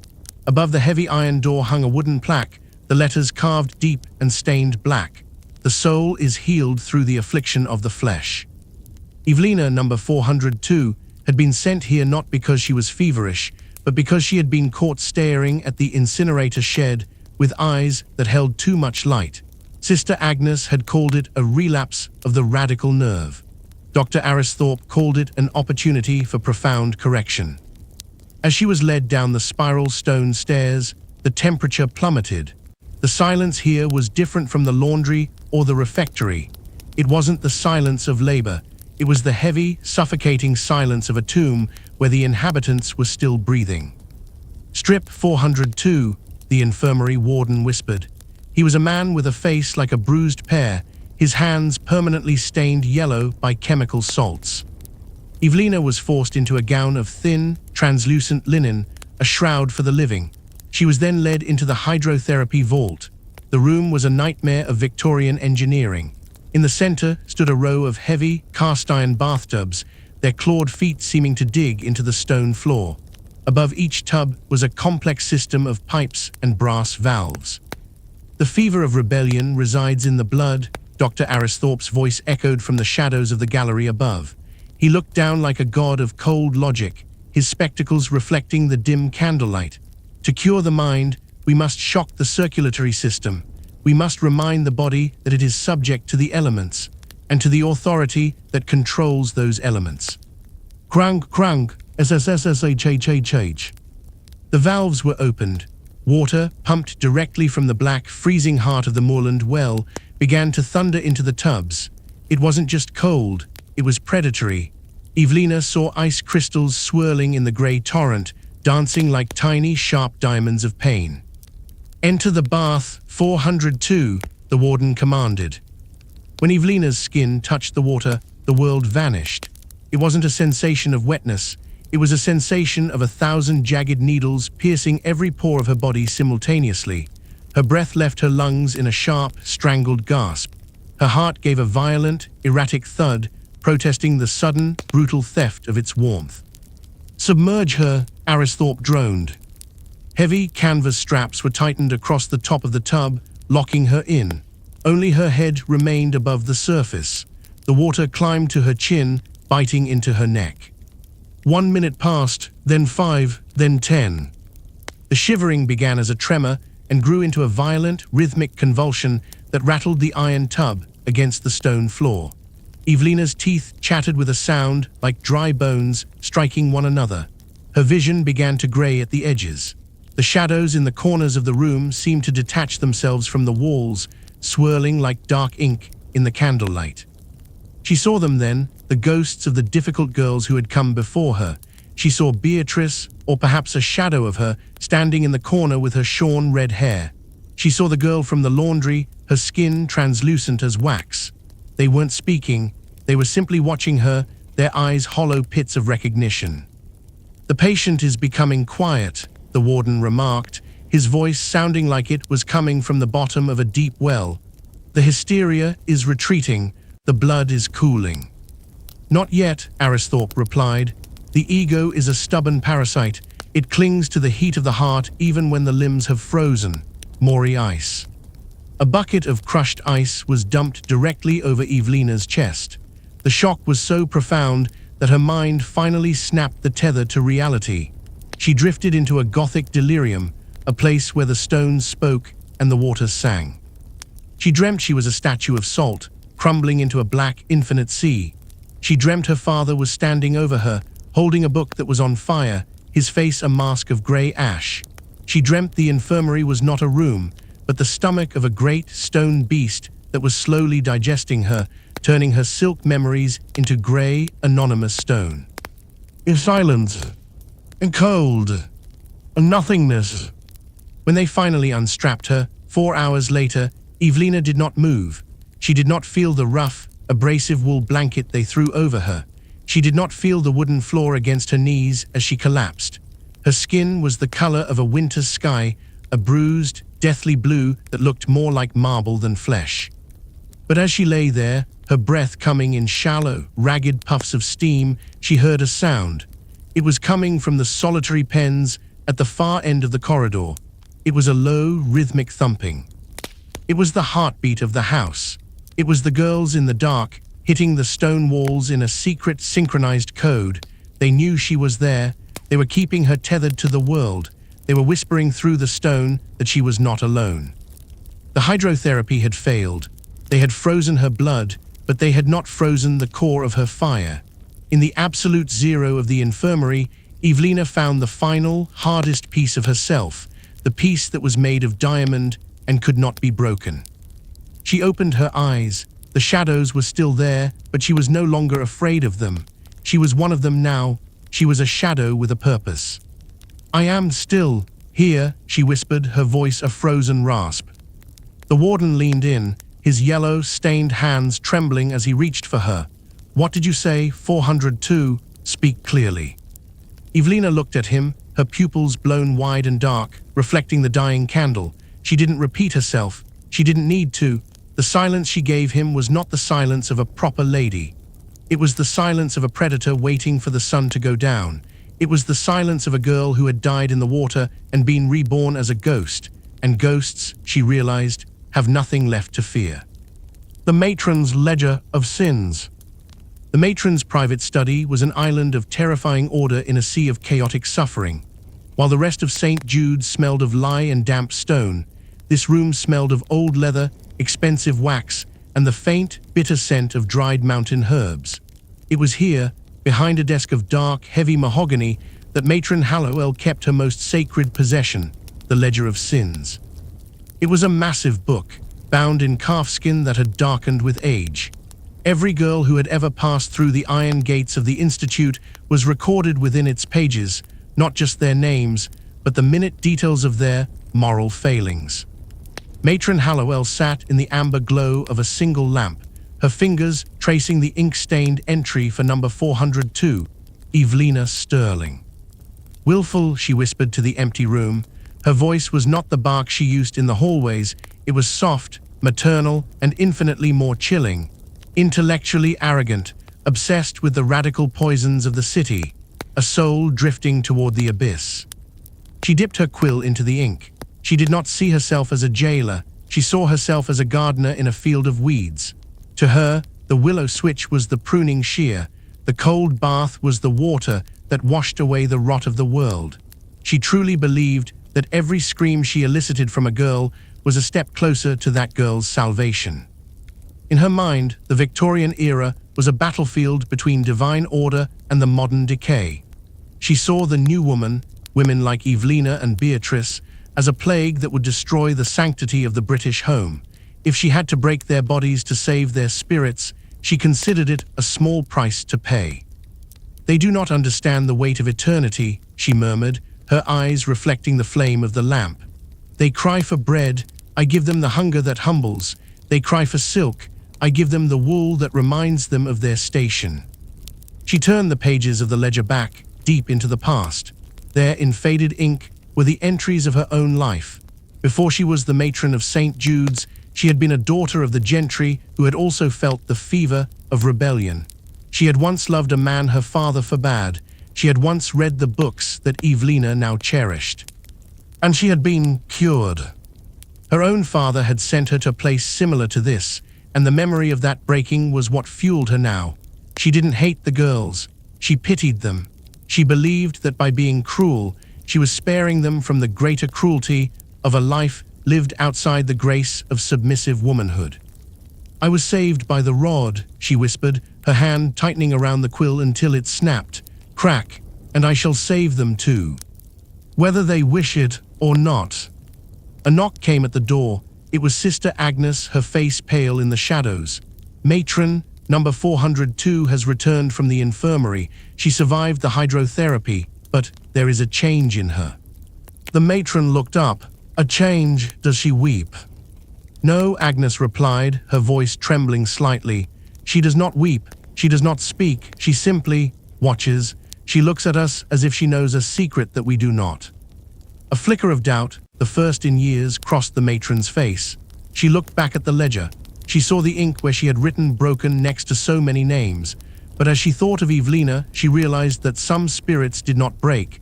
They merely changed their state. Like water turning into ice, they became harder, sharper, and more dangerous. "The girl is not yet empty," the matron said, her voice turning cold again. "If the water did not work, we shall use the silence of the solitary pen. We shall strip the soul until there is nothing left but the echo of the word." She closed the ledger with a heavy, final thud. The dust motes danced in the lamplight. "I will save you, Evelina Sterling," she promised the darkness, "even if I have to bury you beneath this stone to do it." She stood up, her keys clinking a funeral march against her hip. She walked to the window and looked out at the moors. The fog was rolling in, thick and suffocating. She saw herself as the only light in that fog. She was the savior. She was the mother of their suffering. And in her twisted heart, she believed that one day, in the afterlife, These girls would thank her for the scars she had given them. She blew out the candle, the room vanished, but the ledger of sins remained on the desk, a record of 1,000 broken lives waiting for the next entry. A crack in the facade. The walls of St. Jude's were 3 feet thick, built of solid, unyielding Yorkshire granite. Yet, Evelina, number 402, was beginning to realize that even the strongest stone has pores. Since her traumatic return from the infirmary, she had been assigned to the sanitarium scullery. It was a position of low status, but high opportunity.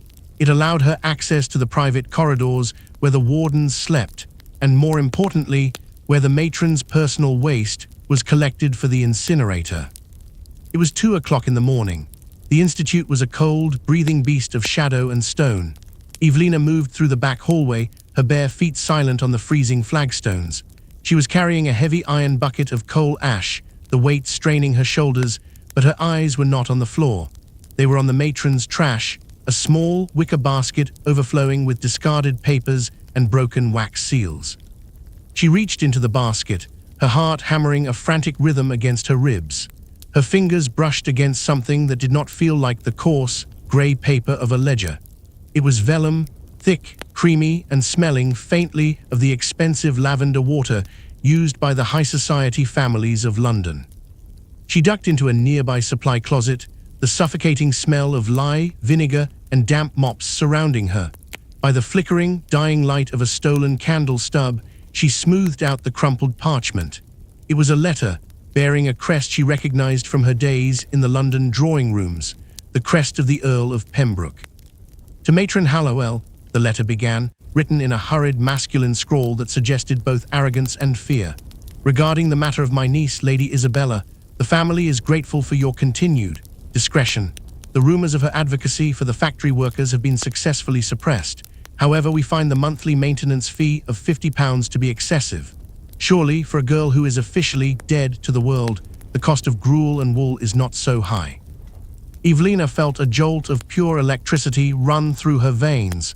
Maintenance fee, discretion, officially dead.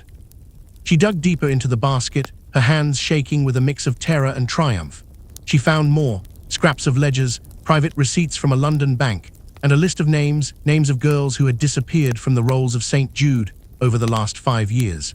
Next to several names, including a girl named Clara who had been the poet of the laundry room, was a single, chilling notation in the matron's sharp, slanted hand, settled.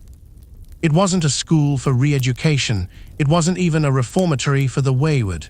St. Jude was a lucrative, cold-blooded blackmail engine. The high society families of England weren't just sending their difficult daughters here to be cured, they were paying the matron to make them vanish. The discretion mentioned in the Earl's letter was not about education, it was about the total erasure of a human life.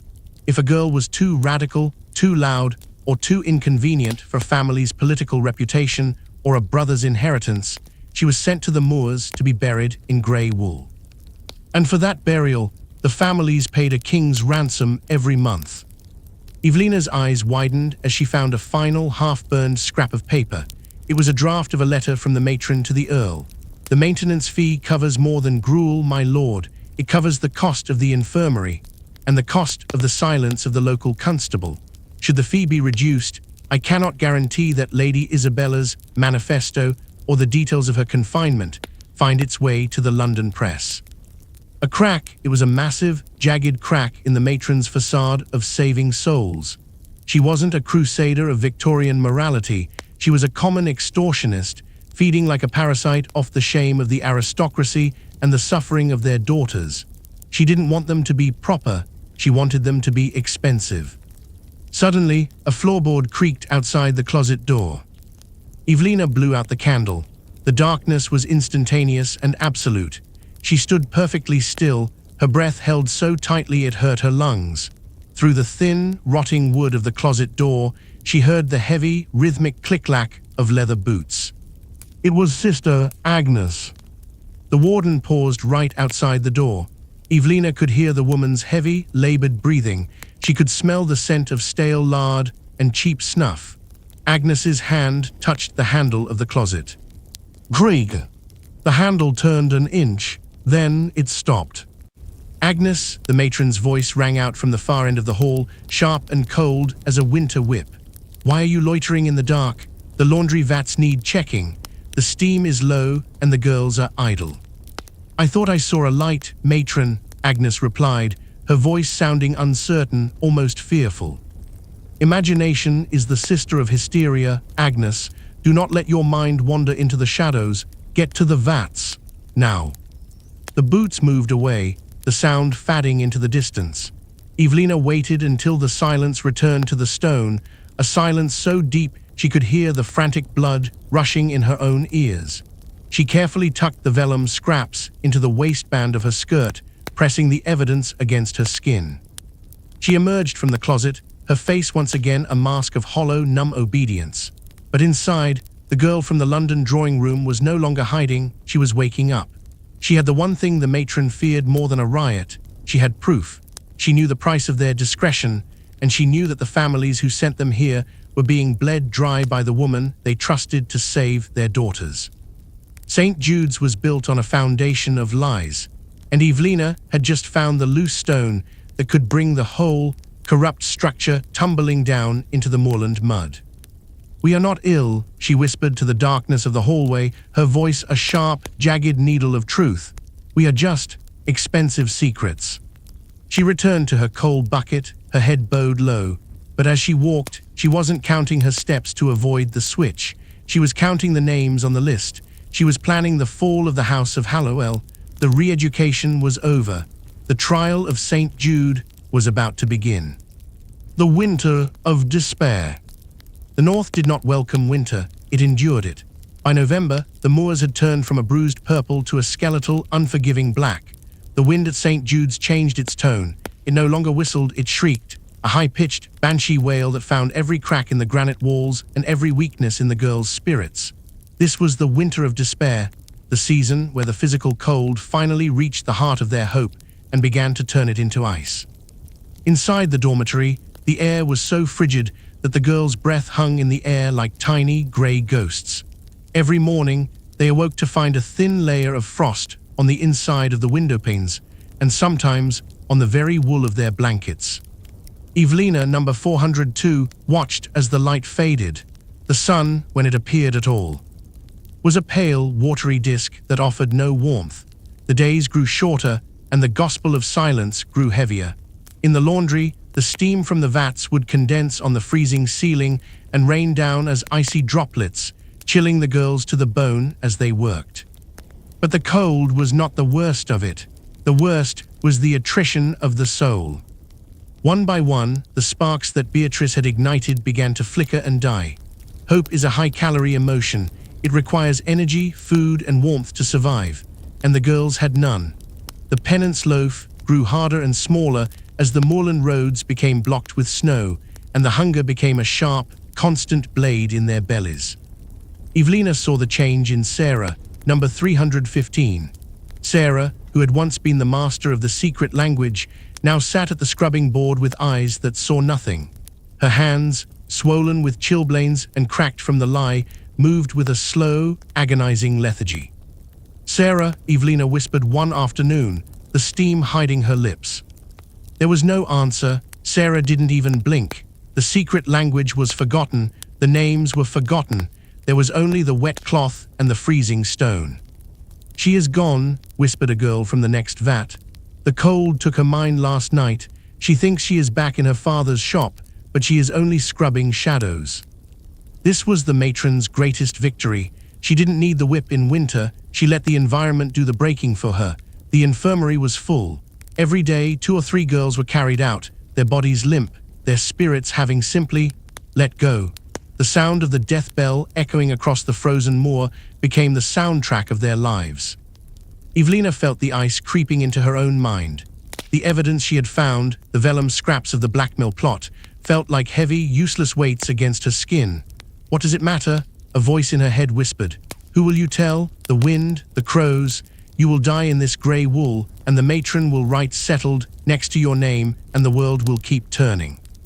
One night the despair reached its zenith. A younger girl, number 112, began to weep in the dark. It wasn't the loud, defiant weeping of the first week. It was a low, rhythmic whimpering like a wounded animal. "Make her stop," a voice groaned from across the room. "The sound is colder than the wind." But no one moved to comfort her. They were too tired. They were too frozen. The empathy that makes us human had been stripped away by the sheer necessity of survival. Evelina lay there, her own limbs feeling like lead. She felt the darkness of the room pressing down on her chest, a physical weight that made it hard to draw breath. She looked at the window. The moon was a sharp, silver hook in the black sky. She thought of the London hearths. She thought of the smell of roasting beef and the sound of her sister's laughter. They felt like dreams she had had in another life, a life she had lived 1,000 years ago. "Just close your eyes," the darkness whispered. "Stop fighting the cold. If you stop fighting, it becomes warm. If you stop remembering, the pain goes away." Evelina's eyes began to flutter. Her heart rate slowed. She felt the terrifying, sweet pull of the winter sleep, the point where despair becomes a comfort. But then her hand brushed against the leaden disc around her neck. 402. The cold metal was a jolt. She remembered the incinerator. She remembered the letters turning to ash. She remembered the matron's soft, chilling voice saying, "I will save you." A spark of pure, white-hot hatred flickered in the center of her frozen heart. It wasn't hope. Hope was too fragile for this weather. It was spite, pure, unadulterated spite. "I will not give her the satisfaction," Evelina thought, her teeth beginning to chatter with a new, violent energy. "I will not be a settled account. I will be the debt she can never pay." She forced herself to sit up. Her bones creaked. She reached out in the dark and found Sarah's hand on the next cot. It was ice cold. Evelina began to rub Sarah's palm, forcing her own meager warmth into the other girl's skin. "Sarah," she hissed, her voice a jagged blade. "Wake up. Do you hear me? Wake up." Sarah's fingers twitched. A low moan escaped her lips. "The spring is coming," Evelina lied, her voice thick with desperation. "The snow will melt. We have the letters. We have the truth. Do not let the stone win." From the darkness of the room, another girl sat up. Then another. The whimpering of number 112 stopped. The silence changed. It was no longer the silence of the grave.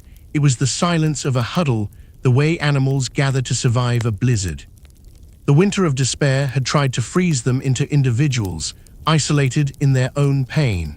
But in the deepest dark of the year, they found that even a dying coal can light another if they touch. They sat there in the dark, shivering together, a collective of broken things refusing to shatter. The wind howled outside, clawing at the windows of St. Jude, but inside, the ice had stopped growing. "We are still here," Evelina whispered into the freezing air.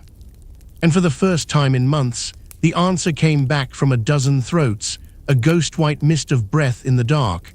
"We are still here." A spark in the dark. The winter had turned the girls of St. Jude's into shadows, but shadows, as Evelina was beginning to learn, have a unique and terrifying power. They can merge in the dark. The winter of despair had failed to extinguish the final, jagged ember of her will, and now that ember was being fanned into a roaring flame by the most dangerous thing an institution can face, a shared secret. It happened in the drying lofts, a cavernous, timber-framed space located high above the laundry vats. It was a place where the heavy linens were hung on pulley systems to catch what little warmth rose from the boilers below. The air was a thick, suffocating forest of hanging white sheets, creating a labyrinth of damp, heavy fabric that masked both sight and sound. It was the only place in the entire institute where a girl could disappear while standing in plain sight.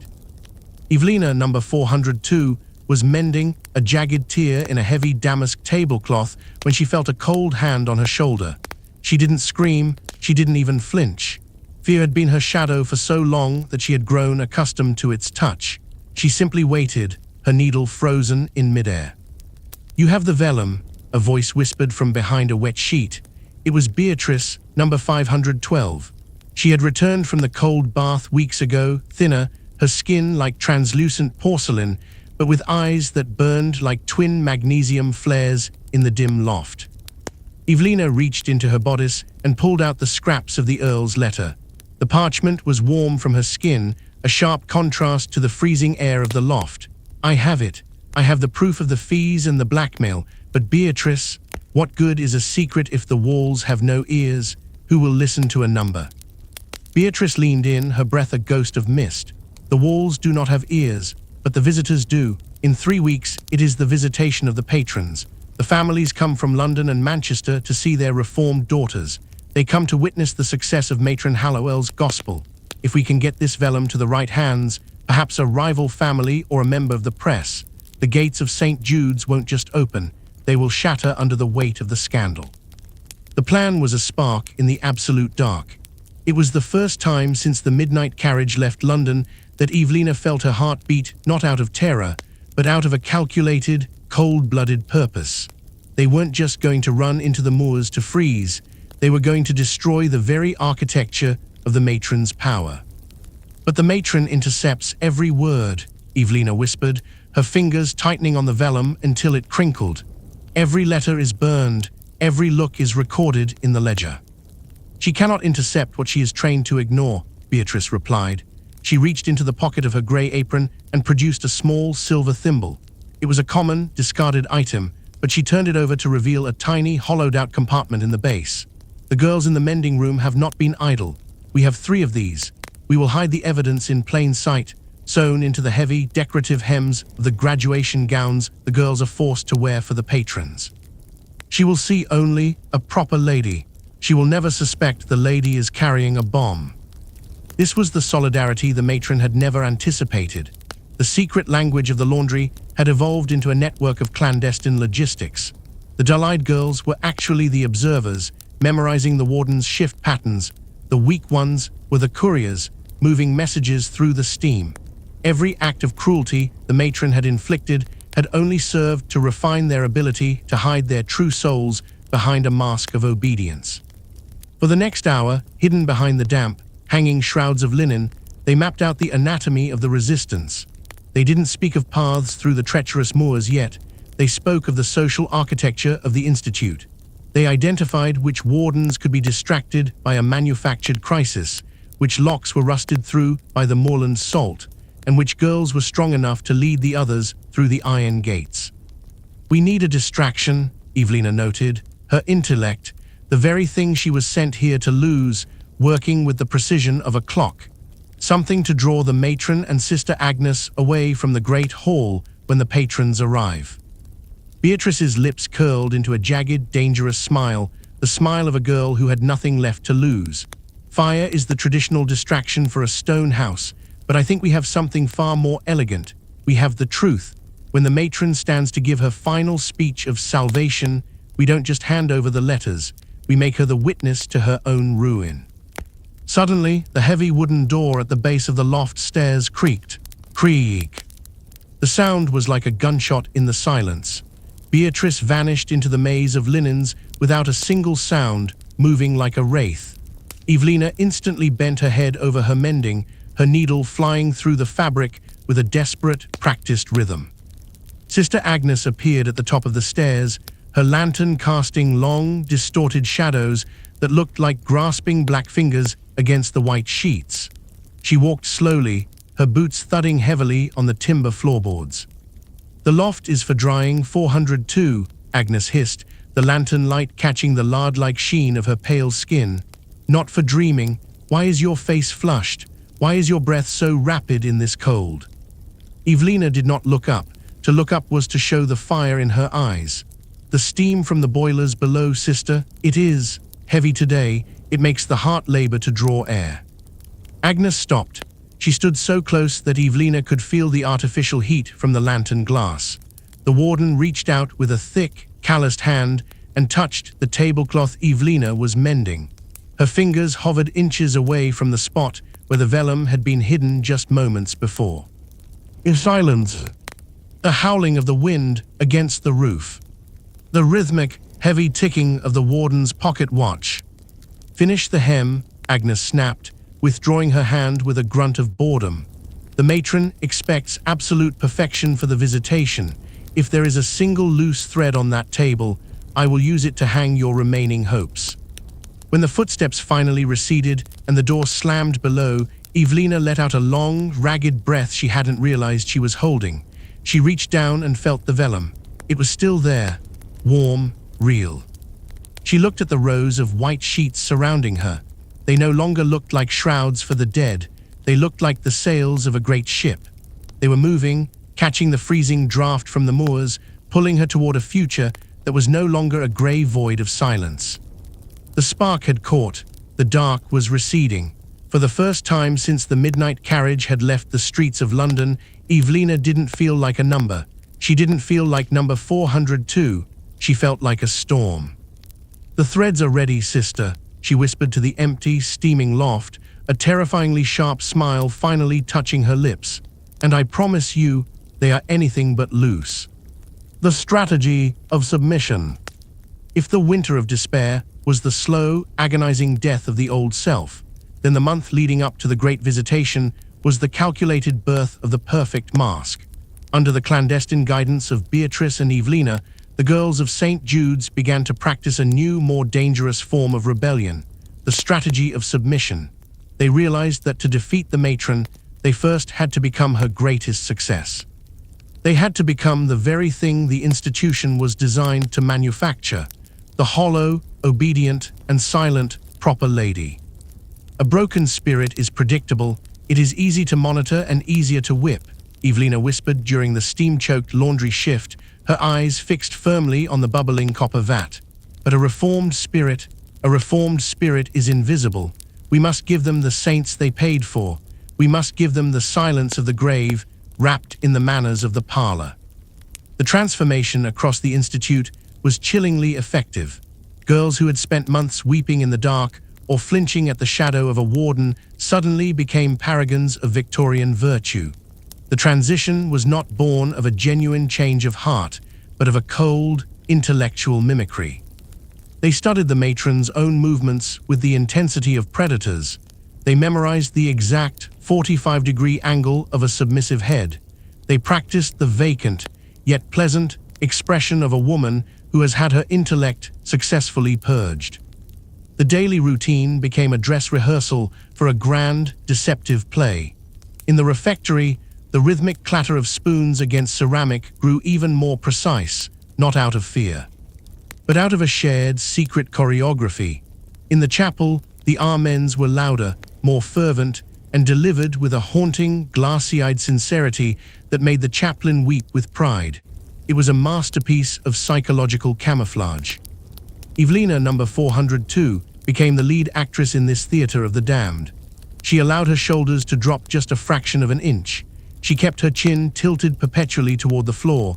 She answered every barking command from Sister Agnes with a soft, melodic, and terrifyingly humble, "Yes, sister.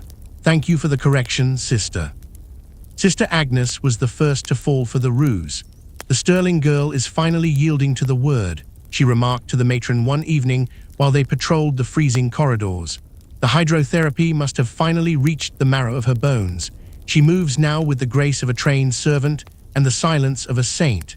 The London fire has been extinguished." The matron, however, was a creature of deeper suspicions. She watched Evelina through the brass Judas holes in the dormitory doors. She sat in the shadows of the lecture hall, her eyes searching for a single loose thread in the girl's performance. But Evelina was meticulous. She knew that every blink, every intake of breath, and every twitch of a finger was a piece of the trap they were setting. "The key to the mask," Beatrice taught the others during the stolen minutes in the drying loft, "is the eyes. You must look at them, but never through them. Give them the reflection of their own power. If they see their own authority mirrored in your eyes, they will stop looking for your soul."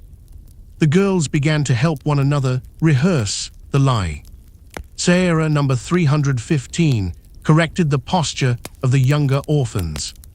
Clara, number 210, taught the girls how to hide the radical spark behind a veil of exhaustion. They even used their lie-scarred, bleeding hands to perform delicate, intricate embroidery on the visitation linens, proving to the world that they were ready to return to the quiet drawing rooms of the gentry. As the date of the visitation approached, the guards at St. Jude's began to lower their defenses. The willow switches were used less frequently, for there was no rebellion left to strike. The heavy iron bolts on the laundry doors were sometimes left unlatched for minutes at a time. The wardens grew bored with the girl's absolute perfection. After all, a proper lady is not a threat. She is a decorative object, and one does not fear the furniture. But beneath the gowns of penance, the girls were tightening their grip on the truth. The vellum scraps detailing the blackmail fees were now sewn securely into the heavy, decorative hems of the graduation dresses. The silver thimbles containing the names of the disappeared were ready. The secret language had been replaced by the strategy of submission, a silence that was no longer a sign of defeat, but the oppressive quiet before a hurricane. One afternoon, the matron called Evelina into her private study. The ledger of sins lay open on the dark mahogany desk, the ink dry and final. "You have been exemplary of late, 402, the matron said, her flint-grey eyes searching Evelina's face like a surgeon looking for a hidden tumor. "I see no traces of the radical nerve in your recent conduct. Your father will be pleased. Tell me, what do you feel now when you think of the forbidden books you once read in London?" Evelina didn't hesitate. She didn't let even a flicker of the old fire show in her pupils. She let her eyes soften, a single, manufactured tear brimming in her eyelid but not falling. "I feel only shame, matron. I see them now as the fever dreams of a sick and selfish child. I am grateful for the cold. I am grateful for the silence that has taught me my place." The matron leaned back in her chair, a thin, triumphant smile touching her bloodless lips. She reached out and made a final notation in the ledger. "Good," the matron whispered. "The girl is gone. The lady remains. You are ready for the visitation, 402. You are ready to show the world what St. Jude's can achieve." Evelina bowed her head, the leaden disc around her neck feeling lighter than it had in months. "I am ready, matron," she replied. As she walked out of the study, Evelina felt a surge of cold, sharp joy. The matron believed she had won. She believed she had emptied the vessel. She had no idea that the vessel was now full of a poison that would dissolve her world by morning. The mask was perfect. The stage was set. The girls of St. Jude's were no longer victims. They were the architects of their own homecoming. The eve of the Great Visitation. The Moors had never seen such a display of vulgar opulence, nor had they ever looked so hostile to the silk, velvet, and lace that now descended upon them. On the morning of the Great Visitation, a procession of black, high-polished carriages wound its way up the frozen, rutted drive of St. Jude's like a long line of mourning beetles. These were the patrons, the earls, the barons, and the wealthy industrialists who had paid for the erasure of their daughters, now coming to inspect the product of their expensive investment. Inside the institute, the air was electric with a terror that looked, to the untrained and arrogant eye, like perfect devotion. The stone floors had been scrubbed with lye until they shone like mirrors. The persistent smell of damp limestone was masked by the overwhelming, cloying scent of beeswax and cheap lavender water.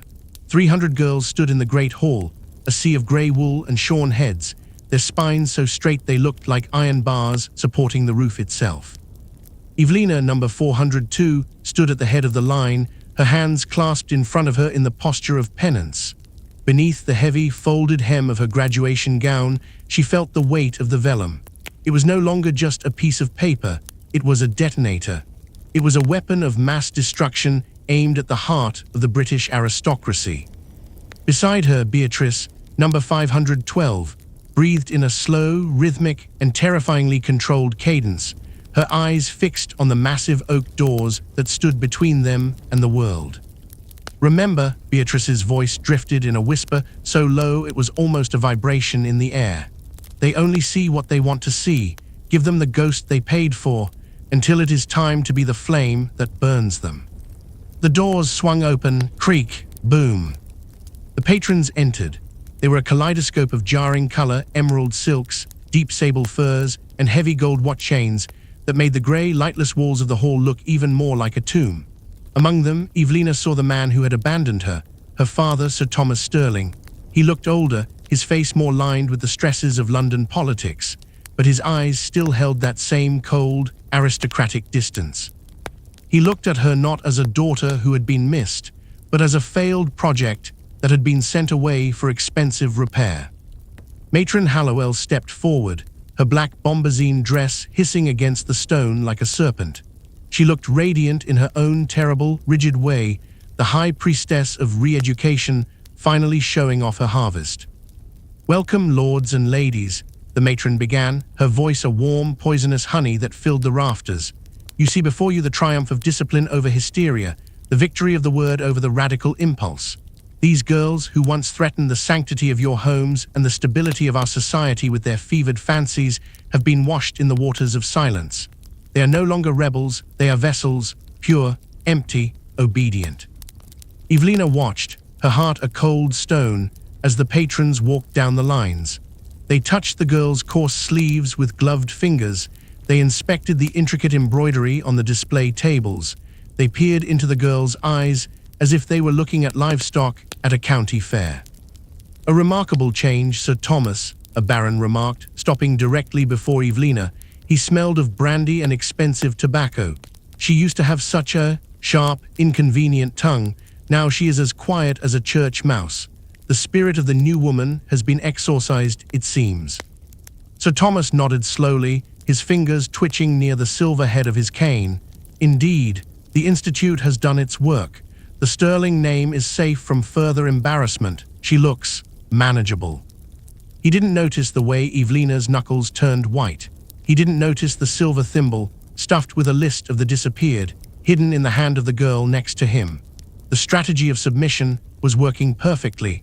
The patrons were so blinded by their own relief, by the absolute comfort of having their problems solved, that they failed to see the predatory stillness of the 300 girls surrounding them. The great hall was a theater, and the matron was the director, but she had forgotten the oldest rule of the stage: the actors eventually rewrite the final act. As the sun began to set behind the moors, casting long, bloody red shadows through the high, barred windows, the matron announced the commencement of the final prayer and graduation. This was the moment. The patrons were led toward the long tables for a celebratory tea, their guards completely lowered by the sight of so much proper behavior. "The vellum is in place," Sarah, number 315, whispered as they moved toward the serving stations with mechanical grace. "The thimbles are with the journalist's wife," another girl replied, her voice a mere ghost of a sound. The perfect distraction was in full effect. While the matron stood on the dais, boasting of her divine success, the girls were moving like ghosts, slipping the physical evidence of blackmail, financial ruin, and the names of the settled girls into the pockets and purses of the very people the matron feared most: the gossips, the rivals, and the secret reformers within the high society world. Evelina looked at the matron. The woman was smiling, her hand resting triumphantly on the heavy ring of keys at her hip. She believed she was at the height of her power. She had no idea that the gospel of silence was about to be replaced by a roar that would reach the Parliament in London by morning. "Is it time?" Beatrice whispered, her hand moving toward the edge of the heavy linen tablecloth. Evelina looked at her father one last time. She saw the man who had traded his flesh and blood for a seat in a club and a clean ledger. A cold, sharp clarity, a diamond-hard resolve washed over her. "It is time," Evelina said. Her voice finally broke the months of silence. It wasn't a whisper. It was a command that shattered the glass-like tension of the room. The first candle was tipped. The first gown was torn to reveal the evidence beneath. The facade didn't just crack, it exploded into 1,000 jagged pieces of truth. The flight through the moors. The iron gates of St. Jude's did not just open. They were breached by the sheer, desperate momentum of 60 girls who had decided that the freezing dark was kinder than the stone. The great visitation had descended into a cacophony of shattered glass, screaming silk, and the smell of smoke. But as Evelina, number 402, hit the gravel drive, the noise of the Institute was swallowed by the immense, predatory silence of the Yorkshire moors. The escape was not a graceful flight. It was a rhythmic, bone-chilling scramble through a landscape designed to swallow the lost. "Keep to the peat tracks," Beatrice hissed, her voice a jagged rasp in the dark. "If you hit the standing water, you're dead. Move, don't look at the light." Behind them, the high windows of St. Jude's glowed with a sickly orange hue. The perfect distraction, The tipped candles and the burning curtains was working, but the wardens were already rallying. The sound of the alarm bell began to toll, a slow, rhythmic clang, clang, clang, that seemed to vibrate through the very soles of Evelina's boots. Run, breathe, step, sink. The moors in winter were a graveyard of treacherous geometry. The heather was not a plant. It was a tangle of thick, woody claws that tore at the hems of their grey wool gowns. Every step was a gamble. Beneath the frozen crust of the earth lay the black sinks, pockets of peat and freezing water that could pull a girl down to her waist in seconds. Evelina's lungs felt as if they were filled with shards of ice. Every breath was a struggle against the sub-zero air that burned her throat. Beside her, Sarah, number 315, was stumbling, her breath coming in ragged, terrifying sobs. "I can't, Evelina, the cold. It's in my heart," Sarah gasped, her knees buckling. Evelina grabbed her arm, her fingers digging into the wet wool. "You are not a number, Sarah. You are a woman with a name. Run. If you sit, the frost will claim you."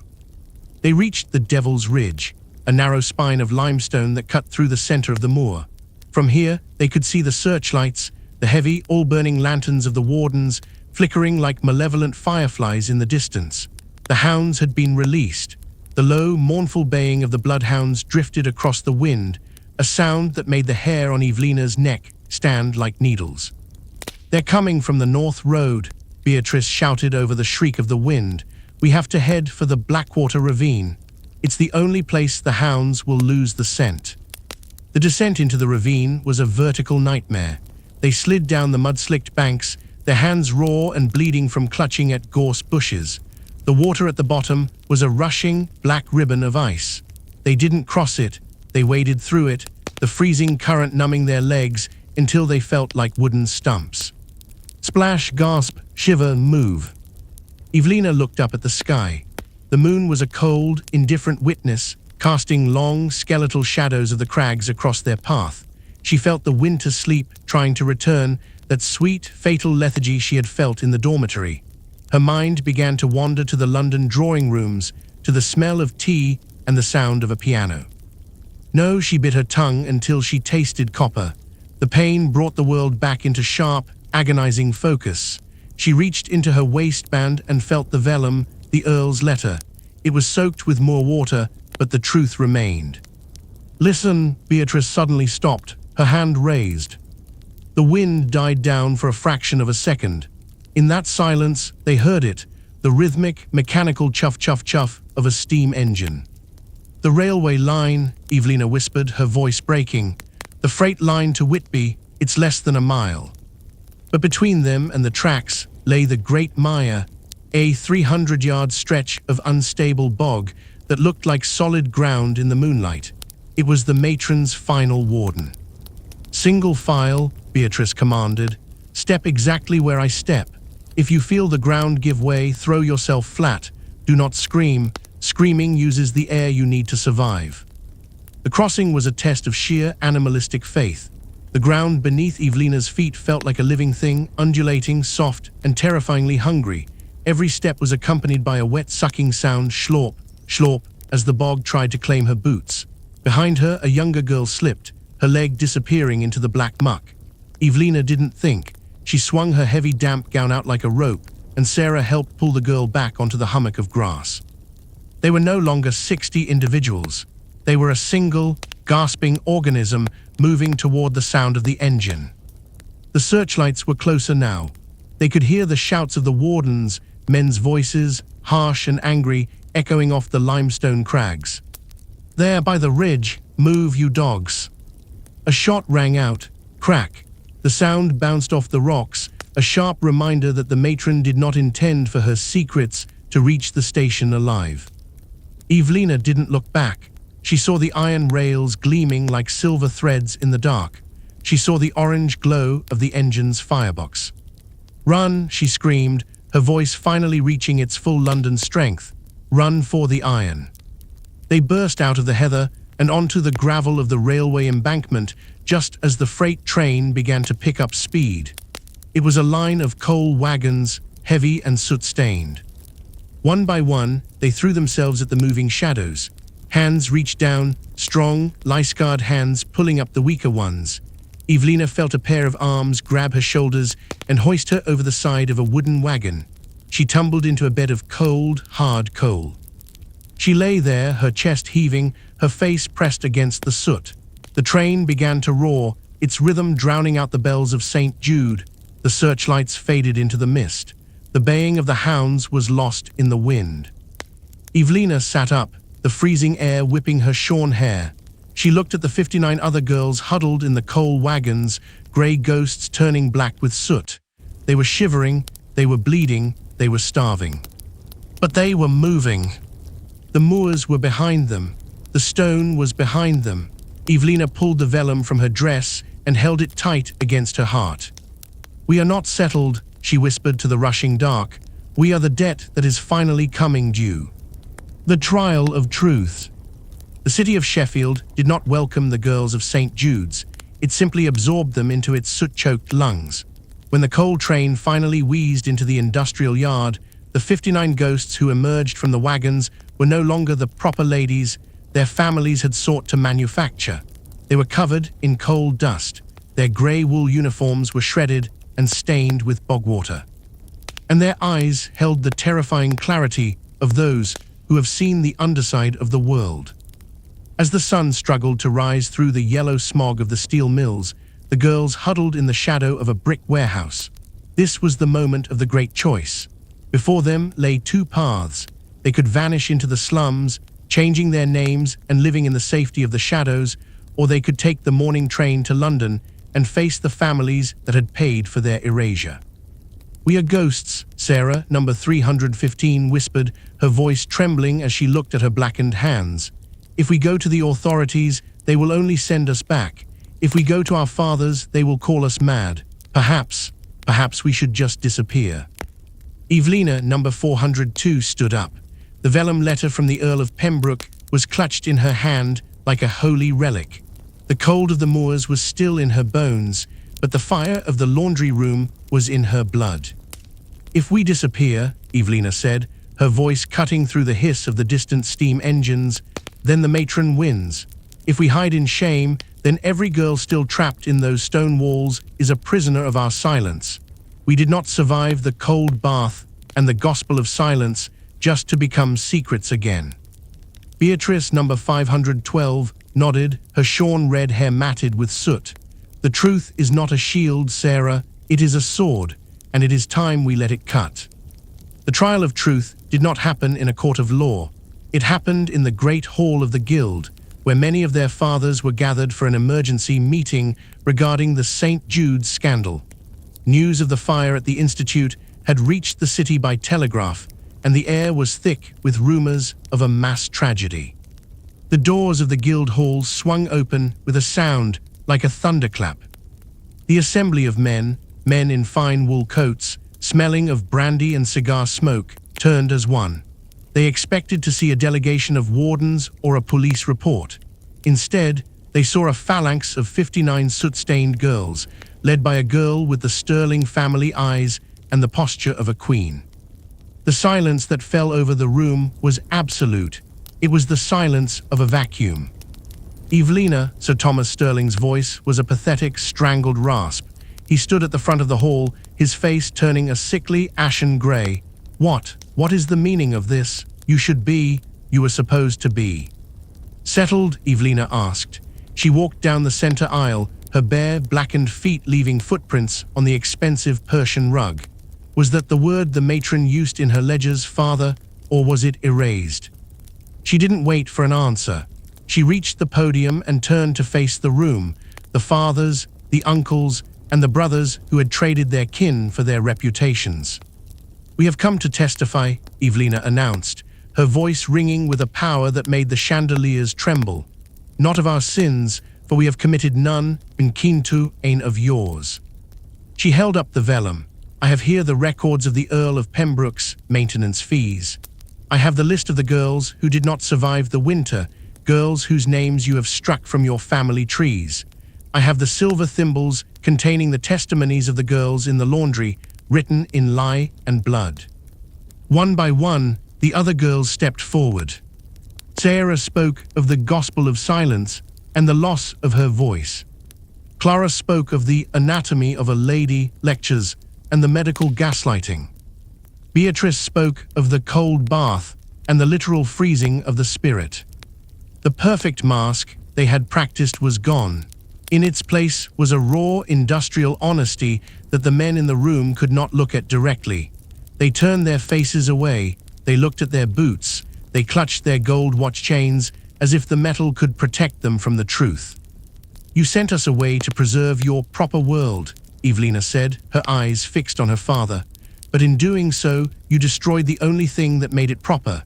You traded your daughters for a lie, and now the lie is dead." The matron's ledger of sins was no longer a secret. By noon, the journalists who had been tipped off by the distraction at the visitation had gathered outside. The truth was no longer a spark, it was a conflagration. As the police arrived, not to arrest the girls, but to take the statements of the men, Sir Thomas reached out a hand toward Evelina. "Evelina, please, we can fix this. We can go home. We can tell the world it was a misunderstanding, a sickness of the mind." Evelina looked at his hand, the hand that had signed the papers for St. Jude.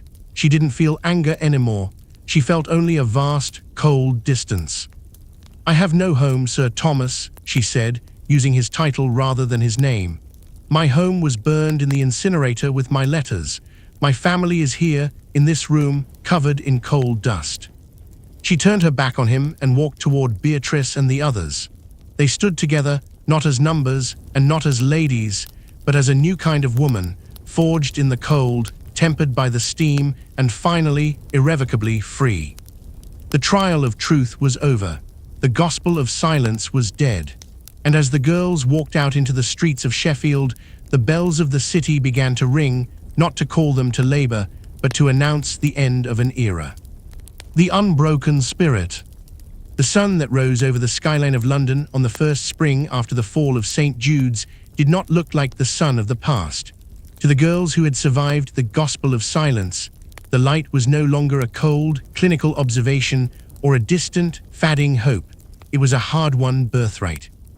The iron gates of the institute had been raised by the authorities.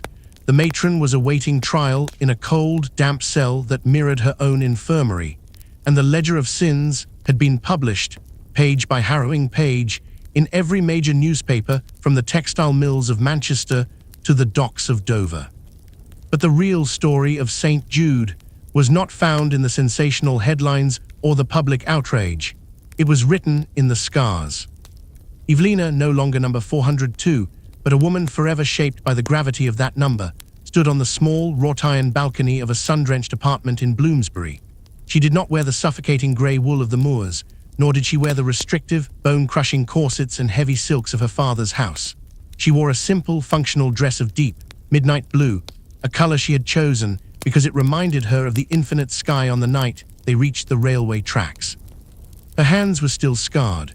The lie had left permanent, silvery tracks across her knuckles that glowed in the morning light. Her lungs still felt the occasional, phantom chill of the cold bath whenever the wind turned north. These were not marks of shame or hysteria, however. They were the medals of a war that high society had tried to keep invisible. They were proof that she had existed in the dark and had found her own way out. Beside her sat Beatrice. She was leaning against the railing, her red hair growing back in wild, defiant curls that refused to be tamed by any brush or comb. They were no longer proper ladies by the definition of the Victorian gentry. They were something much more formidable, much more dangerous to the status quo. They were unbroken spirits. "My father sent another letter today," Evelina said, her voice steady, clear, and resonant, a voice that had forgotten how to whisper in fear. "He offers a full legal inheritance. He offers a return to the Sterling estate and a place at the head of the table. He says the unfortunate misunderstanding is to be forgotten by everyone in the city." Beatrice let out a short, sharp laugh that carried the rhythm of the moors. "Forgotten? He doesn't want to apologize, Evelina. He wants to buy your silence again. He wants to turn you back into a jewel in the crown so his friends at the club will stop whispering. He wants the ghost to return to the machine and pretend the machine never existed." Evelina looked down at the letter in her hand, the heavy, expensive vellum, the elaborate wax seal of the Sterling family, and she did something she had practiced in her mind 1,000 times during the freezing nights in the dormitory. She tore it, not in a fit of anger, but with a calm, surgical, and absolute precision. She watched the pieces flutter down like white petals, landing in the soot and mud of the street below. "I am not a jewel," Evelina whispered, her eyes following the paper, "and I am certainly not his." This was the new dawn. The survivors had pooled the meager resources they had clawed back from their families through aggressive lawsuits, through relentless public pressure, and through the sheer, unspoken threat of further scandal to create something the world had never seen, the Phoenix House. It was a sanctuary for women who had been erased by their kin. It was a place where silence was a personal choice, not a state-mandated command. In Phoenix House, there were no wardens, there were no anatomy of a lady lectures, there were no cold water cures. Instead, there was a library that overflowed with the very books the matron had once burned in her incinerator. There was a garden where the girls grew herbs to heal the bodies the Institute had broken. The scars remained, of course. The psychological low points of the winter of despair didn't vanish simply because the sun was out. Some nights, Sarah, formerly number 315, would wake up screaming in the dark, her hands searching for a phantom scrubbing board on the floorboards. Some nights, the distant sound of a ringing bell would send a dozen women into a state of rigid, frozen terror, their muscles remembering the lash before their minds remembered they were free. But they had the secret language of healing now. They knew the strategy of survival. They understood, fundamentally, that a soul is not a vessel to be emptied by others, but a fire to be tended by oneself. "The matron is to be sentenced on Monday," Beatrice noted, her eyes tracing the flight of a sparrow over the London rooftops. "The guards say she still prays in her cell. She still tells the chaplain that she was saving us from ourselves." "She saved us from one thing," Evelina replied, looking out at the vibrant, chaotic, and beautifully imperfect life of the city below. "She saved us from ever believing in the proper world again. She showed us that the rules of society are just stone and shadow, and stone can be broken. Shadows can be chased away by the smallest spark." Evelina turned back to her desk. She was writing her own book now, not a ledger of sins, not a record of failures, but a gospel of the unbroken. It was a story of lie and steam, of hidden vellum and silver thimbles, of the girls who had successfully turned their numbers back into names. She looked at her reflection in the glass of the window. She didn't look for the proper lady she was meant to be. She saw a woman with a sharp, analytical mind, a scarred, capable hand, and a heart that had been tempered in the absolute zero of the moors until it was as hard as a diamond. The re-education was finally complete, but it wasn't the matron's education. It was her own. She had learned that freedom is not a gift given by fathers or husbands, it is a territory taken by the brave. She had learned that a woman's spirit is an anatomy of resilience, a map of endurance, and a song that no one, no matter how high the stone walls, can ever truly silence. The sun climbed higher into the sky, burning away the last of the morning mist over the Thames. Evelina picked up her pen, the ink dark and permanent. "Chapter 1, she wrote, her handwriting bold, fluid, and unafraid. "We began as ghosts, but we ended as the storm." The bell of a nearby church rang for the noon hour. Evelina didn't flinch. She didn't bow her head. She simply smiled, took a deep, full breath of the free, soot-stained air, and continued to write her own future.